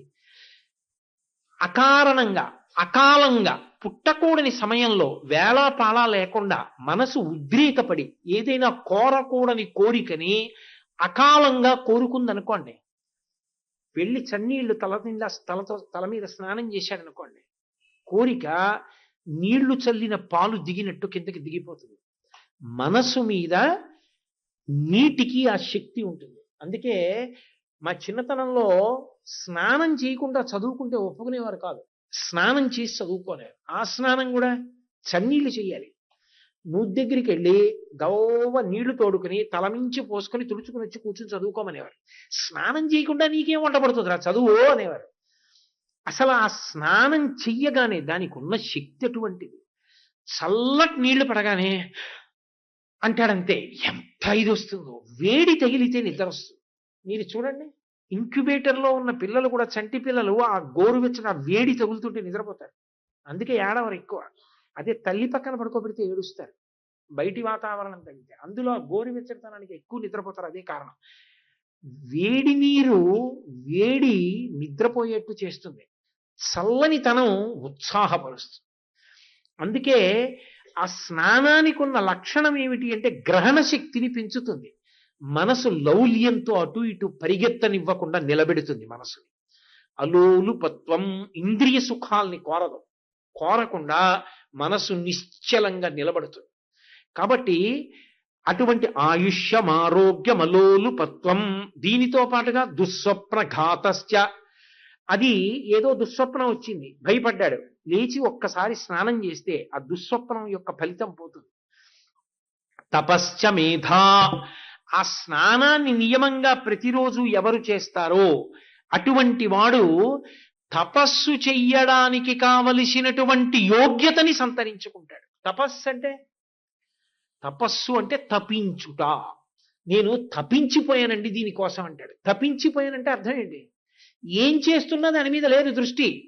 ఒక్క ఆ వస్తువుని పొందాలి, ఆ వస్తువుని పొందాలి, ఆ వస్తువుని పొందాలి, అదే దృష్టి తప్ప ఇంకేమీ దృష్టి లేదు. నేను ఉపన్యాసానికి వచ్చేయాలి, ఇల్లు తాళం వేయాలి, తాళాలు కనపడలేదు. ఇప్పుడు ఎవరో పక్కన నుంచి, అయ్యా మీరు చాలా కాలం నుంచి ఎదురు చూస్తున్నారు కదా, ఆ ఆర్డర్స్ వచ్చి మీకు ఇంక్రిమెంట్ వచ్చింది అన్నాడు అనుకోండి, నాకు అది వినపడుతుందా? తాళం కనపట్టలేదు, వెతుక్కుని అమ్మయ్యా దొరికిందండి, ఏమన్నారు ఇందాక అంటాడు. ఇప్పుడు అదేంటంటే ఇంతకాలం నుంచి ఎదురు చూస్తున్న చెప్తే మీకు వినపడలేదా అంటే తపిస్తున్నాను ఇప్పుడు ఆ తాళం చెవి కోసం, అది దొరికితే కానీ వెళ్ళడానికి లేదు. అందుకని తాళం చెవి మీద నా మనసంతా నిలబడిపోవడమే ఇది కాదు ఇది కాదు ఇది కాదు, ఇలా దులిపేస్తున్నాను తీసేస్తున్నాను, కాలం చెవులు కనపడాలి, అది కనపడితే ఇంక అన్ని ఆపేస్తాడు. అంటే మనసు దాని మీదే కేంద్రీకృతమైపోవడం తపస్సు. మనసు సహజ లక్షణం చంచలత్వం, కదిలిపోతుంది. కదిలిపోయే మనసు కదలడం ఆగి నిలబడడం నీటి యొక్క అనుగ్రహంగా నిలబడుతుంది. ఆ శక్తి నీటికి ఉంది. అందుకే శివమహాపురాణంలో శుక్రాచార్యుల వారు పరమశివుడి కడుపులో పడుకుని నీటి యొక్క శక్తిని అభివర్ణించాడు. కనుక ఎవరు నియమంగా స్నానం చేస్తారో వాళ్ళకి అటువంటి శక్తి కలుగుతుంది. వాళ్ళు తపస్సు చెయ్యగలుగుతారు. మేధ అంటే కేవలం తెలివితేటలు అని కాదు దాని అర్థం. మేధ అంటే గ్రహించవలసిన విషయమును గ్రహించగలుగుట. అంటే యుక్తాయుక్త విచక్షణతో నేను దీన్ని స్వీకరించాలి, దీన్ని విడిచిపెట్టాలి, స్వీకరించి దీన్ని ఒకరోజు జ్ఞాపకం పెట్టుకోవాలి, ఇది జీవితాంతం జ్ఞాపకం పెట్టుకోవాలి, ఏది ఎంతకాలం ఎలా ఉంచుకోవాలో పరిశీలనాత్మకంగా లోపలికి తీసుకున్న దాన్ని ఉంచుకున్న దాన్ని జ్ఞాపకానికి తెచ్చుకున్న దానికి అనుగుణంగా ప్రీతితో అనుష్ఠానం చెయ్యగలిగినటువంటి శక్తి అంకురించడానికి ప్రధానమైనటువంటి కేంద్ర విస్ఫోటన వరకు మేధ అని పేరు. కాబట్టి ఈ 10 గుణములు దేని వల్ల ప్రకాశిస్తాయని అడిగారు. ఈ 10 గుణములకు కారణము స్నానమే. ఈ 10ంటిని స్నానం ఇవ్వగలిగితే ఇక ఒక క్షేత్రానికి వెళ్ళినప్పుడు తీర్థమునందు స్నానం చేస్తే ఒక ప్రత్యేకమైనటువంటి శక్తిని ఇస్తారు అన్నారు. ఏమిటి ఆ శక్తి? మీరు భగవంతుణ్ణి దర్శనం చేసేటప్పుడు భగవంతుని యందు మీ దృష్టి పరిపూర్ణముగా నిలబడిందా లేదా చెప్పడం కష్టం. ఎందుకని? అక్కడ దాకా పెడుతుంటాడు, మా ఆవిడ ఎక్కడుందని వెనక్కి తిరిగి చూస్తాడు, లేకపోతే మా పిల్లలు ఎక్కడున్నారని ఎదురు చూస్తాడు, వాళ్ళు ఎవరో తొక్కేస్తున్నారని ఎదురు చూస్తాడు, వాడు ఎవరో కింద పడిపోయాడని ఎదురు చూస్తాడు, లేకపోతే అసలు వెళ్ళిన పని మానేసి గుళ్ళో పక్కన ఇంకా ఏం మూర్తులు ఉన్నాయని చూడటం మొదలు పెడతాడు. అది ఇది మానేస్తాడు. అక్కడ పిల్లి ఏదో తిరిగినట్టుందండి, పిల్లి ఉంది ఏమిటండి, లోపల బయటకు వచ్చి పిల్లి గురించి మొదలు పెడతాడు. పిల్లి ఎందుకు నీకు? చాలా విచిత్రంగా ఉంటుంది. అంటే దేని మీద దృష్టి నిలబడాలో దాని మీద దృష్టి నిలబడదు. కానీ ఒక్క స్నానము వలన మాత్రం ఒక గొప్ప ప్రయోజనం ఒకటి చేకూరుతుంది. అందుకెడతారు తీర్థయాత్రకి. తీర్థ స్నానం చేస్తే ఏమొస్తుందో తెలుసా? అంగిరసాది మహర్షులు తీర్థముల యందు తపస్సు చేశారు. తపస్సు అంటే దీక్షతో కూడుకుని ఉంటుంది. తపస్సు యజ్ఞము దీక్షారహితంగా ఉండవు. కాబట్టి ఇప్పుడు వాళ్ళు ఏం చేశారంటే ఆ ప్రాంతమునందు ఎక్కడ కూర్చుని వాళ్ళు తపస్సు చేశారో అక్కడ వాళ్ళు ఆ తపస్సు పూర్తి చేసి వెళ్ళిపోతూ తమ యొక్క తపస్సు తమ యొక్క దీక్ష ఆ ప్రాంతముల యందు నిక్షేపించి వెళ్ళిపోయారు. వెళ్ళిపోయినటువంటి కారణం చేత ఒక అనుగ్రహం. ఎవడు వెళ్ళి అక్కడ స్నానం చేస్తాడో వాడికి అంగిరసాది మహర్షులు విడిచిపెట్టినటువంటి దీక్షా తపస్సుల భాగం కలుగుతుంది. నేను వెళ్ళి స్వామి పుష్కరిణిలో స్నానం చేశాననుకోండి, లేదా ఏదో మణికర్ణిక ఘట్టంలో స్నానం చేశాననుకోండి, లేదా శ్రీశైలం వెళ్ళి పాతాళ గంగలో స్నానం చేశాననుకోండి, ఒక తీర్థాన్ని వెతుక్కుని నేను స్నానం చేశాను, లేకపోతే పాండవ తీర్థం, లేకపోతే పాపనాశనం, లేకపోతే ఆకాశగంగ వెళ్ళి స్నానం చేసి వచ్చాను. ఉత్తర క్షణంలో తపస్సుకి సంబంధించిన దీక్ష, తపస్సుకి సంబంధించిన నియమములు వీడు పరిపాలన చేశాడు అని నా జీవుడి ఖాతాలో వేస్తాడు. అక్కడ మీ మనసు నిలబడిందా నిలబడలేదా అన్నదాంతో సంబంధం లేదు. స్నానం చేస్తే చాలు. ఇంతకన్నా తేలిక మార్గం తరించడానికి ఇంకేమైనా ఉంటుందా? అసలు ఉండదు. అందుకే అసలు తీర్థయాత్ర చేసి వచ్చిన వాడికి నమస్కారం ఎందుకు చేస్తారో తెలుసా? వాడు తీర్థంలో స్నానం చేశాడు. తీర్థంలో స్నానం చేసి వెనక్కి వచ్చిన వాడిని చూస్తే వాడికి నమస్కారం చెయ్యకుండా ఉండకూడదు. నియమం ఏమిటో తెలుసా? అసలు ఆయన తీర్థయాత్రకి వెళ్ళొచ్చారండి అంటే అందరూ ప్రతిరోజు పొద్దున్న మధ్యాహ్నం సాయంకాలం ఆయన దగ్గరికి వెడితే ఆయనకి ఇబ్బంది కలుగుతుందేమో అనుకుంటే ఆయన్ని అయ్యా సారీ సాయంకాలం ఒకసారి అలా గుళ్ళోకి రండి, మాకు తీర్థయాత్ర విశేషాలు చెప్పండి అని అడగాలి. ఆయన తీర్థయాత్ర చేసినప్పుడు ఆయన చేసిన స్నానం గురించి మీకు చెప్పాడు అనుకోండి. స్నానం అంటే ఏముంటుందండి? స్నానం అంటే ఏముంది, అందులో దిగి మొలకేయడమే కదా అని అనుకోకండి. తీర్థయాత్రలో స్నానం చేయడం అంటే అబ్బా అండి నిజంగా స్వామి పుష్కరిణిలో స్నానం చేస్తూ ఉంటే తెల్లవారుజామున 4:30-5 గంటలకి ఆ ఆదివరాహమూర్తి దేవాలయం పక్క నుంచి మెట్ల మించి దిగి ఒళ్ళు చలి కొరికేస్తుంటే బాబోయ్ ఎలా స్నానం చేస్తానని ఇలా చూస్తే ఎక్కడ చూసినా దట్టంగా మంచు పట్టేసి ఉంటే ఊహూయని వడక లోకముర్వీనాథ అని ఉనికిపోతుంటే ఎలా స్నానం చేస్తాను అనుకున్నానండి. ఆ లాల్చి అవి తీసి అక్కడ పెట్టానా, గడగడగడలాడిపోతుంటే కూర్చుని ఆ సంకల్పం చెప్పుకుని వెళ్ళి ఇలా పుష్కరిణిలో మునిగానండి. ఏమైపోయిందో తెలియదు, ఆ చలి ఎగిరిపోయింది. ఎంత హాయిగా ఉందనుకుంటున్నారు. అక్కడ నిజంగా దిగిన తర్వాత గజేంద్ర మోక్షణమే, చడ్డి పిల్లాళ్ళ ఆడుకున్నానండి. మీరు గమనించండి, నీటిలో ఒక శక్తి ఉంటుంది, అది మీరు ఇంట్లో స్నానం చేస్తే తెలియదు. నదిలోకి వెళ్ళి స్నానం చేసినప్పుడు తీర్థయాత్రకి వెళ్ళిన వాళ్ళందరూ కలిసి స్నానం చేయండి. ఆ వెంటొచ్చిన గురువుగారు ఎవరో ఒడ్డుకెళ్ళి ఇంక రండి మీ అందరూ వెళ్ళాలి గుళ్ళోకి, అంతంతసేపు స్నానాలు చేస్తే కుదరదు, పడిసం పడుతుంది, లేచి రండి ఇంకా అనాలి. ఎందుకో తెలుసా? ముసలివాళ్ళు, చిన్నవాళ్ళు, పిల్లలు, యవ్వనంలో ఉన్నవాళ్ళు అందరూ కూడా నీళ్లలో మునిగి తేలేటప్పటికీ ఇహ ఎంత సంతోషమో. ఇంకక్కడ చేతులు పట్టుకుంటారు, ఆటలాడతారు, పాటలు పాడతారు, అందులో మునుగుతుంటారు, తేలుతుంటారు, కూర్చుంటారు, కాళ్ళు పైకెత్తుతుంటారు, చేతులు పెట్టి పైకెత్తుతుంటారు. ఎంత ఆనందమో. స్నానం అంటే కేవలం స్నానం అనుకోకండి, పసితనాన్ని జ్ఞాపకం తీసుకొచ్చి అమ్మ కట్టి విప్పి కట్టి విప్పి కట్టి విప్పి కట్టి విప్పి కొద్దిగా కన్నం పడిందని చెప్పి విడిచిపెట్టేసినటువంటి పాత చీరలన్నిటినీ మడత పెట్టి బొంత కుట్టుకుని అమ్మ ఊళ్ళో లేకుండా తమ్ముడి దగ్గరికి వెళ్ళినప్పుడు అమ్మ కట్టుకున్న చీరలతో కుట్టిన బొంత కింద వేసుకుని పడుకుంటే ఎంత సంతోషంగా ఉంటుందో. స్వామి తీర్థంలో స్నానం చేసినప్పుడు అంత సంతోషంగా ఉంటుంది. అసలు ఆ స్నానానికి ఆ శక్తి ఉంది. ఆ తీర్థ స్నానము చేత అంత శక్తి తీర్థానికి ఉన్నది. స్నానం చెయ్యండి చెయ్యండి చెయ్యండి అని వేదం ఘోషిస్తోంది, పురాణాలు ఘోషిస్తున్నాయి, వ్యాసుడు గుండెలు బాదుకుని అరుస్తున్నాడు. ఆఖరికి వెంకటాచలంలో ప్రసాదం పెట్టి ఇచ్చిన కవరు వెనకాతల కూడా రాస్తున్నారు స్వామి పుష్కరిణిలో స్నానం చెయ్యండి అని.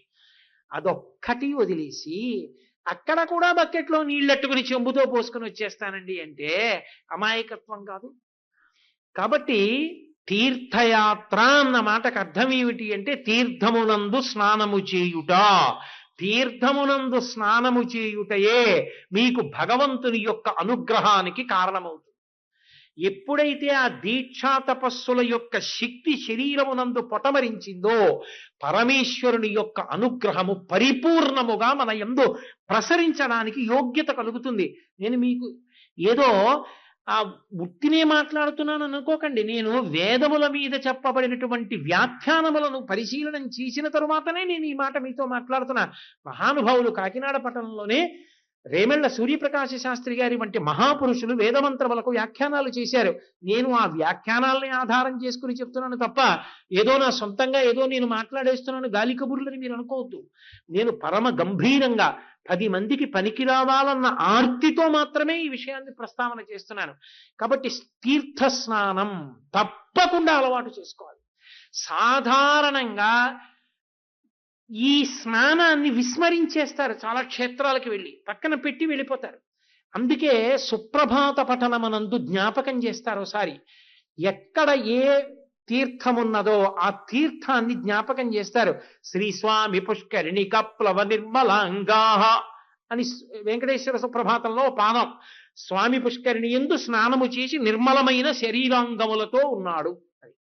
అలాగే శ్రీశైల మల్లికార్జున సుప్రభాతంలో పాతాళ గంగా జలమజ్జన నిర్మలాంగా భస్మ త్రిపుండ్ర సమలంకృత పాలభాగా అని ఒక మాట. పాతాళ గంగ యందు స్నానము చేసి ఉన్నాడు. సరే, కాశీపట్టణానికి వెడితే మణికర్ణికా తీర్థంలో స్నానం చెయ్యని వాడు ఉండడు. అక్కడ మధ్యాహ్నం 12 గంటల నియమం, 12 గంటలకు మణికర్ణికా తీర్థంలో స్నానం చేయాలి. కాబట్టి ఒక్కొక్క చోట తీర్థ స్నానం అంత గొప్పది. ఆ తీర్థ స్నానం చేసి వచ్చాడు కాబట్టే ఆయనకి నమస్కారం చేస్తారు. అసలు నిజానికి తరించడానికి తేలిక మార్గం ఏమిటో తెలుసా? ఉదయం 9 గంటల వేళ ఓసారి కాకినాడ టౌన్ స్టేషన్కి వెళ్ళి శేషాద్రి ఎక్స్ప్రెస్తో గుండు పిలకాతో ఉన్న వ్యక్తి దిగ్గానే ఆయన కాళ్లకు నమస్కారం పెట్టుకోవడం. తీర్థయాత్ర చేసి వచ్చిన వాడికి నమస్కారం చేస్తే ఆయన చేసిన ఫలితంలో కొంత భాగం మీకు వస్తుంది, ఆయనకి తగ్గిపోయి కాదు. ఆయనకి అలా ఉండి మీకు వస్తుంది, పూర్ణ పుష్కళ. ఆయనకేం తగ్గిపోదు, తగ్గిపోకుండా మీకు ఇస్తారు. అందుకే పూర్వం ఒక నియమం ఉండేది, ప్రసాదం పంచిపెట్టమనేవారు. ఎందుకో తెలుసా? నోట్లో వేసుకుంటారని కాదు. ప్రసాదాలు పంచిపెట్టమంటే నిజానికి కార్యాలయాల్లో పంచిపెట్టమని కాదు. ఓడు వద్దనేవాడు, ఓడు పుచ్చుకునేవాడు, చెప్పులు వేసుకున్నవాడు, బూట్లు వేసుకున్నవాడు ప్రసాదం పుచ్చుకుంటే పంచిన వాడిది పాపం. అది ఈశ్వరానుగ్రహం. ఎలా పుచ్చుకోవాలో అలా పుచ్చుకోవాలి, ఎక్కడివ్వాలో అక్కడ ఇవ్వాలి. అంతేగాని ప్రసాదాన్ని ఎక్కడ పడితే అక్కడ పట్టుకెళ్ళి ఇవ్వకూడదు. ఎవరు యోగ్యులో వారికి పిలిచి పిలిచి ఇవ్వాలి ప్రసాదాన్ని. ఎందుకో తెలుసా? నీకు ఆయన ఉపకారము చేసి ఉన్నాడు, ఆయనకి నువ్వు మళ్ళీ తిరిగి ఉపకారం జరగాలని కోరుకుంటున్నావు కాబట్టి, భగవంతుడు ఆయన్ని అనుగ్రహించాలని నువ్వు కోరుకుంటున్నావు కాబట్టి ప్రసాదం ఆయనకి అందించాలి. అందుకు ప్రసాదం ఇచ్చేవారు. ప్రసాదం ఇస్తే పుచ్చేసుకుని నోట్లో వేసుకోవడం కాదు. ఎక్కడికి వెళ్ళొచ్చారంటే అయ్యా ఒక్క 5 నిమిషాలు. మనుచరిత్రలో వర్ణిస్తాడు అలసాని పెద్దన గారు. ఏ ఏ దేశములను వసించి తెరిమీరే ఏ గిరిలు చూచినారు ఏ ఏ పుణ్యతీర్థముల యందు గ్రుంకిడి తిరిగి అని అడుగుతాడు. ఎక్కడెక్కడ తిరిగారు ఏది చెప్పండి అని అడుగుతాడు. ఆ వచ్చినటువంటి ఆ యోగిని. ఆ పాదలేపనం ఉన్న కారణం చేత ఆయన అన్ని చోట్ల తిరిగి వస్తాడు. కాబట్టి అటువంటి స్థితిలో తీర్థయాత్ర చేసి వచ్చిన వ్యక్తిని కూర్చోబెట్టి అడుగుతారు. అడిగితే అయ్యా ఆయన స్వామి పుష్కరిణికి వెళ్ళానండి. అబ్బాయి ఏమి సంతోషం, ఏమి సంతోషం. అది ఏం చేస్తుందో తెలుసా? ఇంకొకరిని ప్రేరేపిస్తుంది. నేను జ్ఞాపకం పెట్టుకుంటాను, వచ్చేసారి మీరు ఎడుతున్నప్పుడు కాస్త నాకు చెప్దురు, నేను వస్తాను అంటాడు. ఒక జ్యోతి ఇంకొక జ్యోతిని వెలిగించినట్టు ఒకడు 10 మందికి దారి చూపించాలి, అందించాలి, అవకాశం ఇవ్వాలి. అందుకే తీర్థయాత్ర. తీర్థయాత్ర అంటే ప్రధానమైన నియమము తీర్థస్నానమే. తీర్థస్నానము అన్నప్పుడు మీరు ఒక విషయాన్ని మళ్ళీ బాగా జ్ఞాపకం పెట్టుకుని ఉండాలి. తీర్థస్నానము చేసేటప్పుడు సంకల్పరహిత స్నానము చేయరాదు. సంకల్పం లేకుండా వెళ్ళిపోయి నేను అందులో గ్రుంకులిడతాననకూడదు. సంకల్పం చెప్పి స్నానం చెయ్యాలి. సంకల్పం చెప్పడం అంటే దేశకాల సంకీర్తనం. అద్య బ్రహ్మణ ద్వితీయ పరార్థే శ్వేతవరాహ కల్పే విశ్వతమన్వంతరే కలియుగే ప్రథమ పాదే జంబూద్వీపే భరతవర్షే భరతఖండే దేశ సంకీర్తనం. కాల సంకీర్తనం శ్రీ ఖరనామ సంవత్సరే ఉత్తరాయణే ఏదో పుష్యమాసే, అది కాలానికి సంబంధించినటువంటి కీర్తనం.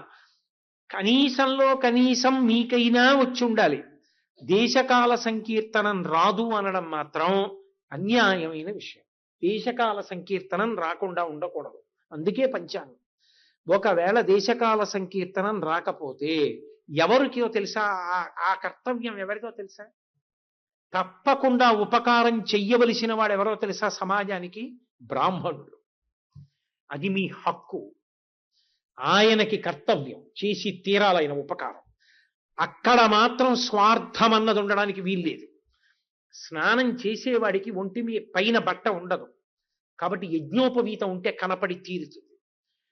స్నానం చేసేటప్పుడు దేశకాల సంకీర్తనం రాకపోతే నిర్మోహమాటంగా యజ్ఞోపవీతం ఉన్న వాళ్ళ దగ్గరికి వెళ్ళాలి. స్నానం చేసే వాళ్ళల్లో యజ్ఞోపవీతం ఎవరికి ఉందో చూసుకుని వాళ్ళ దగ్గరికి వెళ్ళాలి. వాడు యజ్ఞోపవీతం వేసుకుని కూడా దేశకాల సంకీర్తనం రాదంటే పరమ దారుణమైన నేరం అది. అక్కడ మాత్రం ఇంకా క్షమార్పణ లేదు. ఎందుకని అంటే వాడు సంధ్యావందనం చేసి తీరాలి. సంధ్యావందనం చేసి తీరాలి కాబట్టి దేశకాల సంకీర్తనం వచ్చి తీరాలి. బ్రాహ్మణుడు ఉన్నదే సమాజానికి ఉపయోగపడడానికి. కాబట్టి ఒంటి మీద యజ్ఞోపవీతం ఉంది కాబట్టి అయ్యా నాకు దేశకాల సంకీర్తనం రాదండి, సంకల్పం రాదు, మా గోత్రం ఇది, మా పేరు ఇది, ఒక్కసారి సంకల్పం చెప్పండి అంటే ఉదారుడై ఆయన వాడికి సంకల్పం చేయించి తాను స్నానం చెయ్యాలి తప్ప నాకు పనుందండి నేను చేయించను అనకూడదు. ఇంకా అంతకన్నా పుణ్యకార్యం ఇంకొకటి లేదు. కాబట్టి సంకల్పం అనేటటువంటిది చెప్పుకుని స్నానం చెయ్యాలి. భార్యాభర్తలైతే ఇరువురు కలిసి స్నానం చేయడమే ఉత్తమం తప్ప ఇద్దరు విడివడి స్నానం చేయకూడదు. యథార్థానికి కలిసే స్నానం చెయ్యాలి దంపతులు. కాబట్టి సంకల్ప సహితమైన స్నానం చెయ్యాలి. స్నానం చేసేటప్పుడు స్నాన శాటి లేని స్నానం చేయకూడదు. ఒంటి మీద బట్ట లేకుండా స్నానం చేస్తే జలాధిదేవతలు శాపాన్ని ఇస్తారు. జలాధిదేవతలు పరమేశ్వరుని యొక్క అనుగ్రహం కలగకుండా చేస్తారు. జలానికి అధిదేవత వరుణుడు కాబట్టి వరుణుని యొక్క అనుగ్రహం కలగాలి అంటే ఒంటి మీద బట్టతోటే స్నానం చెయ్యాలి. బాగా జ్ఞాపకం పెట్టుకోండి, ఇది పుష్కరిణి స్నానానికి, తీర్థ స్నానానికి, నదీ స్నానానికే కాదు, ఇంట్లో చేసే స్నానానికి కూడా అన్వయం. బట్టలేని స్నానం జీవితంలో ఒక్కసారి, ఆఖరిసారి దింపేసి ఆఖరిసారి ఎత్తేసే ముందంతే తప్ప తనకి తానే అలా నీళ్లు పోసుకోవడం అంత అసహ్యకరమైన విషయం లోకంలో ఇంకోట్లేదు. అందుకే భాగవతంలో ఆ గోపకాంతలు ఒంటి మీద బట్ట లేకుండా వెళ్ళి స్నానం చేశారు కాబట్టే లక్షణవతులార లజ్జించి చెప్పరు కాని మీ మర్మముల్ కనపడియే కాత్యాయనీదేవి కళ్ళతేయుటే కాక ఈ రీతి నోచువారెందుకలరు. ఇలా చెయ్యొచ్చా?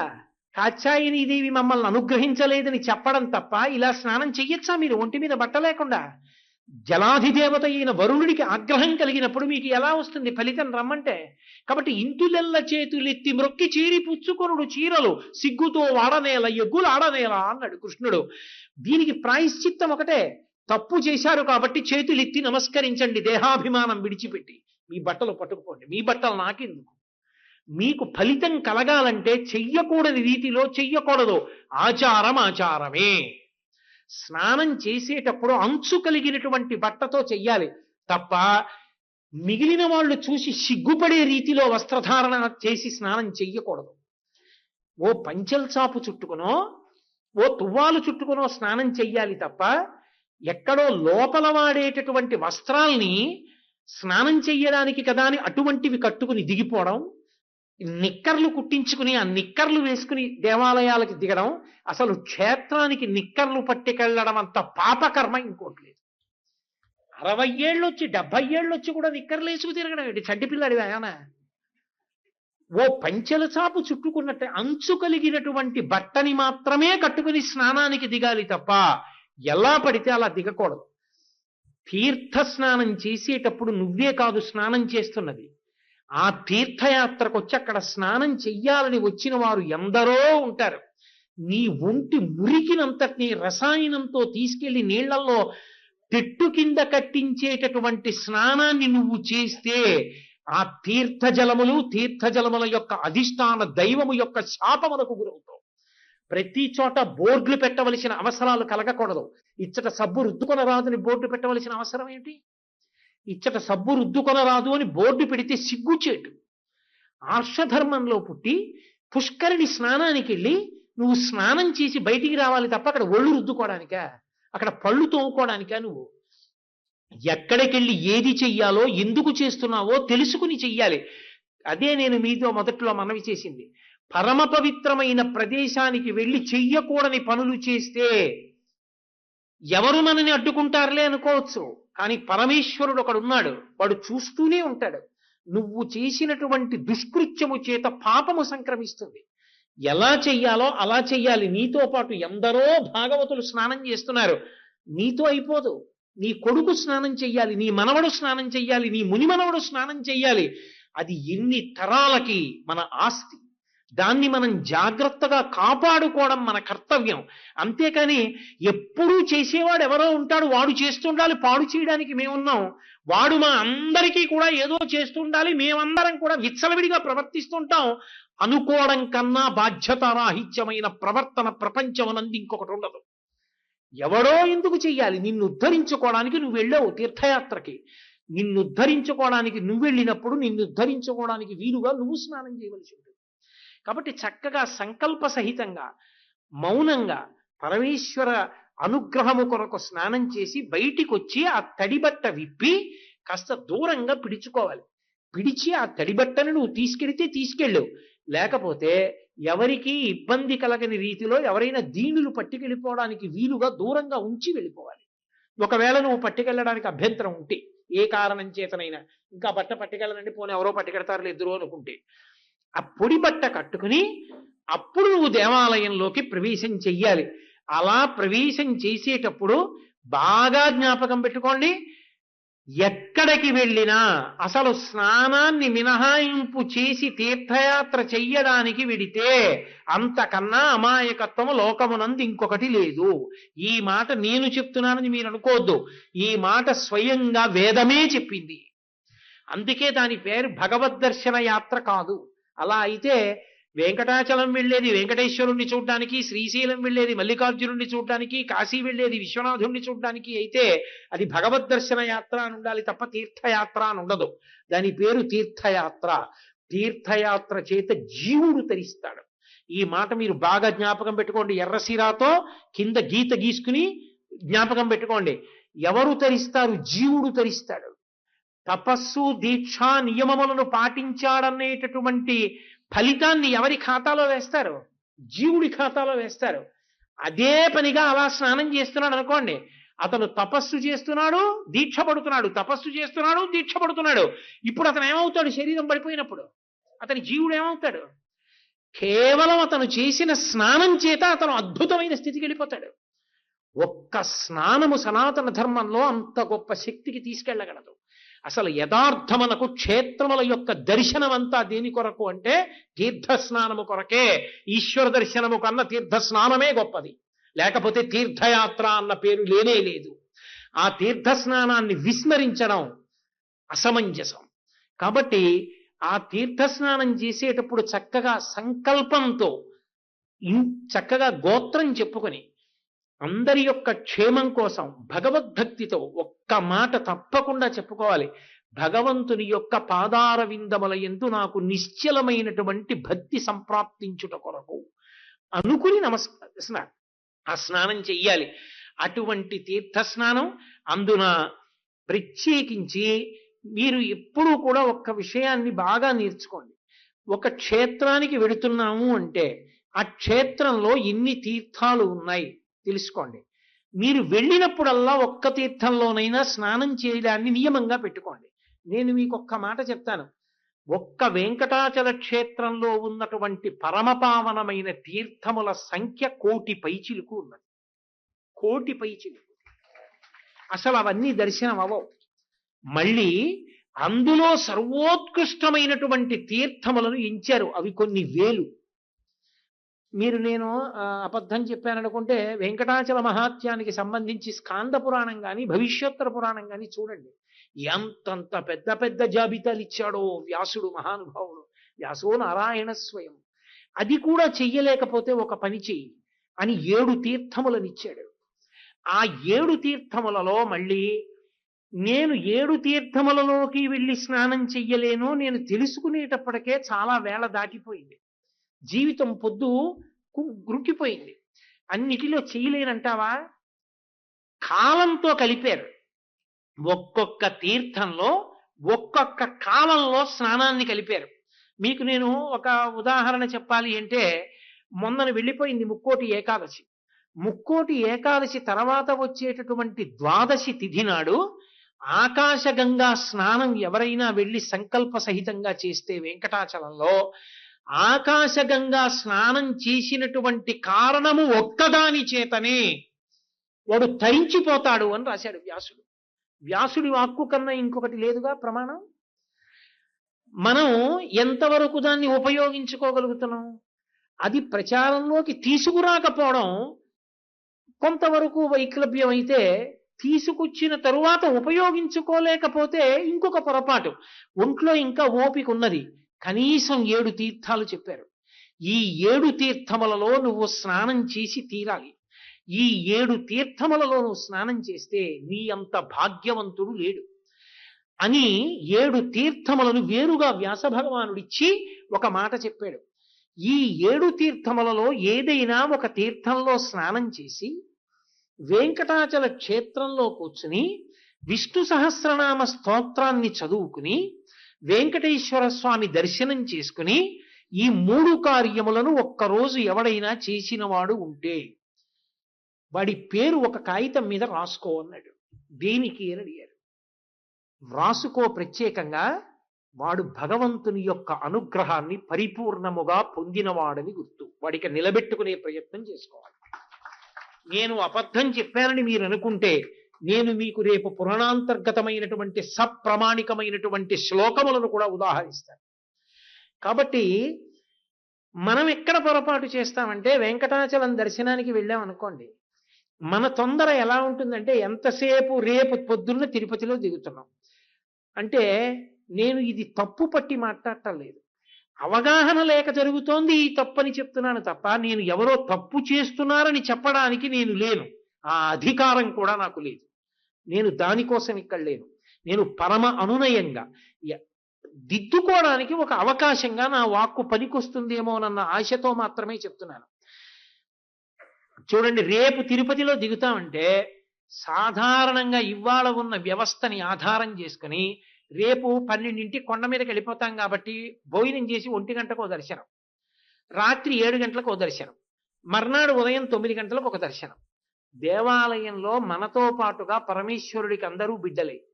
కొన్ని వేల మంది ఉంటారు దర్శనానికి. మీరు ఆలోచించండి, నేను ఒక మాట చెప్పానని మీరు అనుకోవద్దు. ఇంతమంది దర్శనం వేసుకుంటే అక్కడ లెక్కలో ఎంతమంది దర్శనానికి ఎదురు చూస్తున్నారని వస్తుంది.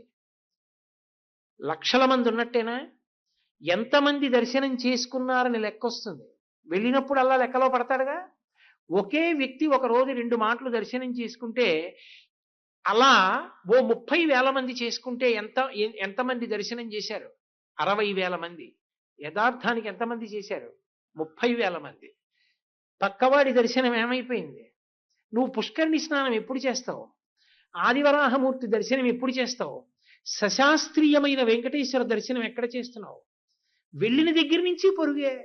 బయటికి వచ్చి 6 గంటలు ఉండిపోయానండి, 7 గంటలు ఉండిపోయానండి. ఏది నీ తీర్థయాత్రకు అసలు ప్రణాళిక ఏది? నేను వెళ్ళిన రోజున నేను చక్కగా పుష్కరిణి స్నానం చేస్తాను, ఆదివరాహస్వామి దర్శనం చేసుకుంటాను, బేడి ఆంజనేయ స్వామి దర్శనం చేస్తాను, చక్కగా సభామంటపంలోకి వెడతాను, అక్కడ ఉన్న ఉద్యానవనంలో కూర్చుని విష్ణు సహస్రం చదువుకుని లక్ష్మీ అష్టోత్తరం చదువుకుంటాను, కాసేపు జపం చేసుకుంటాను, వెంకటేశ్వర వైభవం పుస్తకం చదువుకుంటాను. మరునాడు తెల్లవారకట్ట స్వామి పుష్కరిణి స్నానం చేసి స్వామి దర్శనం చేసుకుంటాను. చేసుకుని వచ్చి విష్ణు సహస్రనామ స్తోత్రాన్ని ఒక 6-7 మాటలు పారాయణ చేస్తాను. తరిగొండ వెంగమాంబ గారి బృందావనానికి వెళ్ళి తల్లి దగ్గర కూర్చుని చక్కగా వెంకటాచల మహాత్యం ఆ రోజుల్లో వ్రాతపతులు వ్రాసుకునేవారు. కొండ మీదకెక్కి వ్రాసుకుని తెచ్చుకునేవారు. అది చదివితే ఇళ్లలో పెళ్లిళ్ళు అయ్యేవి. అంత గొప్ప పుస్తకం. ఆ పుస్తకాన్ని అన్ని లక్షల ప్రతులు ముద్రణ చేసి సిద్ధం చేశారు. నేను అన్నాను అని మీరు ఎవరు బాధపడకండి. నేను ఒక యథార్థం చెప్తున్నా. మీరు తరిగొండ వెంగమాంబ గారి బృందావనం దగ్గరికి వెళ్ళి కూర్చుని ఇవాళ చేతిలో ఆవిడ రచించిన వెంకటాచల మహాత్యం పుస్తకం పట్టుకుని ఒక్క 10 పద్యాలు చదువుకుంటున్న వాళ్ళని ఒక్కళ్ళని నాకు చూపించండి. వెంకటేశ్వరుడు పరవశించిపోతాడు. ఆయన ఇచ్చాడు ఆవిడికి ఆ స్థానం. ఇక్కడ ఉండవమ్మా, సజీవ సమాధిలో ఉండని చెప్పాడు. ఆ తల్లి ఇప్పటికీ జ్యోతి రూపంలో వెళ్ళి వెంకటేశ్వర దర్శనం చేస్తుంది. మహాతల్లి ఒకానొక నాడు ఒక గుహలో ఉండి ప్రతిరోజు ఆవిడ అంతరాలయంలోకి పాతాళ మార్గంలోంచి సొరంగ మార్గంలో వెళ్ళి వెంకటేశ్వరుడితో మాట్లాడేది. ఆవిడ దర్శనం అంత గొప్పది. అక్కడికి వెళ్ళి కూర్చుని ఆవిడ వ్రాసిన పుస్తకాన్ని ఎందుకు చదువుకోం మనం? ఉత్తర భారతదేశంలో దేవాలయాల్లో ఇప్పటికీ హనుమాన్ చాలీసాను, తులసీదాస్ రామాయణం పుస్తకాలు అక్కడ పెట్టి వదిలేస్తారు. ఆ వ్యాసపీఠాల్లో వెళ్ళిన వాళ్ళందరూ కాసేపు కూర్చుని ఒక్క 2-3 సర్గలు చదువుకుని బయటికి వస్తారు. ఇవాళ మనం వెంకటాచలం వెడుతున్న వాళ్ళలో తరిగొండ వెంగమాంబ గారు రచన చేసిన వెంకటాచల మహాత్యం పుస్తకం పెట్టులో పెట్టుకుని వెడుతున్న యాత్రికులు ఎంతమంది ఉంటాం? ఎంతమంది వెళ్ళి తరిగొండ వెంగమాంబ గారి బృందావనం దగ్గర కూర్చుని వెంకటాచల మహాత్యంలోంచి ఒక్క అధ్యాయం చదువుకుంటున్నాం? ఎంతమంది వెంకటాచలం వెళ్ళి ఒక చోట కూర్చుని ఒక కుటుంబం పెడితే ఓ కుటుంబం అంతా ఓ ప్రశాంతమైన చోట కూర్చుని విష్ణు సహస్రనామ స్తోత్ర పారాయణం చేస్తున్నాం? ఎంతసేపు దర్శనం ఒక్కదానికే ప్రాధాన్యత ఇవ్వడం తప్పని నేను అన్నాం. అది భక్తి, నేను కాదన్నది మంచిదే. కానీ కృతకంగా రద్దీని పెంచుకుని దాన్ని అవకాశంగా చేసుకుని అక్కరలేని మాటలన్నీ ప్రచారంలోకి తెచ్చుకునే కన్నా వేదం ఎలా తీర్థయాత్ర చెయ్యమని చెప్పిందో అలా చేసుకుని పరిపూర్ణమైన అనుగ్రహాన్ని వెంకటేశ్వరుడికి పొందలేమని మనం ఎందుకు అనుకోవాలి? చక్కగా స్వామి పుష్కరిణి స్నానానికి, చక్కగా తరిగొండ వెంగమాంబ గారి బృందావన దర్శనానికి, అలాగే ఒకసారి వెంకటేశ్వర దర్శనానికి ఒకసారి కూర్చుని ఆ వెంకటేశ్వర స్వామి ఆలయంలో నువ్వు ఏమేమి చూసొచ్చావు ఓ పుస్తకంలో రాసి, నువ్వు ఎన్ని మరిచిపోయావు చూడటం ఒకసారి రాసుకుని, ఒక్కసారి అసలు అక్కడే ఉన్నాడు మహానుభావుడు క్షేత్రపాలకుడు ఆ రుద్రశిల, ఆ పాండవుల్ని రక్షించినటువంటి క్షేత్రం గోగర్భం. ఆ క్షేత్రంలో చక్కటి ప్రవాహం వెళ్ళిపోతూ ఉంటుంది. ఆ తీర్థంలో స్నానం చేస్తే ఎంత ఆనందంగా ఉంటుందో, ఆ పాప వినాశనం కింద స్నానం, ఆకాశగంగా స్నానం ఎంత సంతోషంగా ఉంటాయో.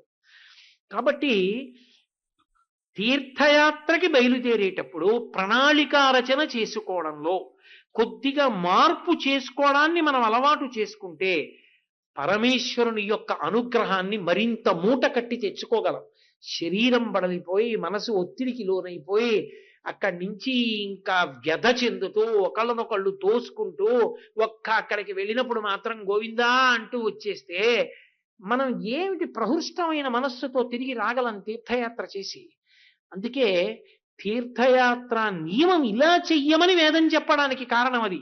కాబట్టి నేను ఇవాళ మీకు తీర్థయాత్ర ప్రారంభమునందు కులదేవత యొక్క ఆశీర్వచనము, ఆయన యొక్క అనుమతి, మీరు తాగుతున్న నదీ జలములు ఏ ఉన్నాయో ఆ నది యొక్క అనుమతి, మీరు ఏ ఊర్లో ఉన్నారో ఆ ఊరి యొక్క అధిష్టాన దేవత యొక్క అనుమతి, చక్కగా బయలుదేరడానికి 3 రోజుల ముందే ఆ క్షేత్రం యొక్క వైభవం గురించి మాట్లాడుకునేటటువంటి స్థితి, మనం ప్రయాణం చేసేటప్పుడు కూడా భగవత్ సంబంధం గురించి చర్చ చేసుకునేటటువంటి వ్యవస్థకి కట్టుపడ్డాం. వెళ్ళిన తరువాత అక్కడ ఉన్నటువంటి తీర్థంలో స్నానం చెయ్యడానికి అక్కడ ఉన్న తీర్థములను గురించి మొట్టమొదట తెలుసుకునేటటువంటి ప్రయత్నం, స్నానం చేసేటప్పుడు సంకల్పంతో వస్త్రం అంచు కలిగినటువంటి బట్ట కట్టుకుని స్నానం చెయ్యడానికి ప్రాధాన్యత ఇవ్వడం, అక్కడికి వెళ్ళిన తర్వాత భగవత్ సంబంధమైనటువంటి స్తోత్ర పారాయణానికి ఎంతో ప్రాధాన్యత ఇవ్వడం, ఈ విషయాల గురించి మనం ముచ్చటించాం. రేపటి రోజున అతి ముఖ్యమైనటువంటి విషయములను కొన్నిటిని మీకు మనవి చేస్తాను. అసలు ఒక తీర్థయాత్రకి వెళ్ళినప్పుడు బట్ట ఎలా కట్టుకోవాలని వేదం చెప్తోంది, ఎలా వస్త్రధారణ చెయ్యాలి, లలాటమునందు బొట్టు ఎలా పెట్టుకోవాలని చెప్తోంది. లలాటము బోసిగా ఉండకుండా క్షేత్రంలో మనం ఉండడానికి ఏ జాగ్రత్తలు తీసుకోవాలని చెప్తోంది. మనం అలాగే ఒక దేవాలయ ప్రవేశం చేసినప్పుడు సంప్రదాయాన్ని పాటించడము అన్న మాటలో ఉండేటటువంటి అంతరార్థం ఏమిటి? తిరుమలనే ఆదర్శంగా తీసుకుని మనం మాట్లాడుకున్నప్పుడు అక్కడ తప్పకుండా స్నానం చెయ్యవలసినటువంటి 7 తీర్థములు. కనీసం ఆ 7 తీర్థాలని మీరు లెక్కలోకి పెట్టుకున్నారనుకోండి, నేను ఈసారి వెళ్ళినప్పుడు ఆ తీర్థంలో స్నానం చేసి వస్తా అని ఒక లెక్క పెట్టుకున్నారనుకోండి. ఇప్పుడు పుష్కరిణిలో చేసి వచ్చారు, ఏదో ఒక 3-4 నెలలు పోయిన తర్వాత పెడతారు. ఈసారి కుటుంబ సభ్యులందరం పాపనాశనంలో స్నానం, ఆ తర్వాత ఆకాశగంగలో స్నానం, ఆ తర్వాత కృష్ణతీర్థంలో స్నానం, ఆ తర్వాత పాండవ తీర్థంలో స్నానం. మీరు ఒక 2-3 సంవత్సరాల్లో 7 తీర్థాలు పూర్తి చేసి 7 సార్లు విష్ణు సహస్రం చదివి 7 మాటలు వెంకటేశ్వర అనుగ్రహాన్ని పొంది దర్శనం పొంది వచ్చారనుకోండి, వ్యాసవాక్కు ప్రమాణం. మీరు ఒక అద్భుతమైన స్థితికి చేరిపోయినట్టే. జీవుడికి ఎంత ఉపకారం చేసుకున్న వాళ్ళం అవుతాం. యాత్రికులు కూడా ఇన్ని చోట్లకి సర్దుకోవడంలో కొండ ఎంత ఆనందంతో, ఎక్కడ చూసినా జనసంరంభంతో ఎంత వైభవోపేతంగా ఉంటుంది. కాబట్టి రేపటి రోజున అసలు ఏ 7 తీర్థములలో స్నానం చెయ్యాలని వ్యాసుడు చెప్పాడో ఆ 7 తీర్థములేవి, వాటి వైభవం ఏది, వాటిలో స్నానానికి అనుగుణమైన కాలములేవి, 7టిలో చెయ్యలేము వయసు దాటిపోతుందన్న వాళ్ళు కనీసం ఒక్క తీర్థంలో ఒక్క తిథిలోనైనా ఎలా చెయ్యొచ్చు, వస్త్రధారణ నియమం ఎలా ఉంటుంది, విభూతి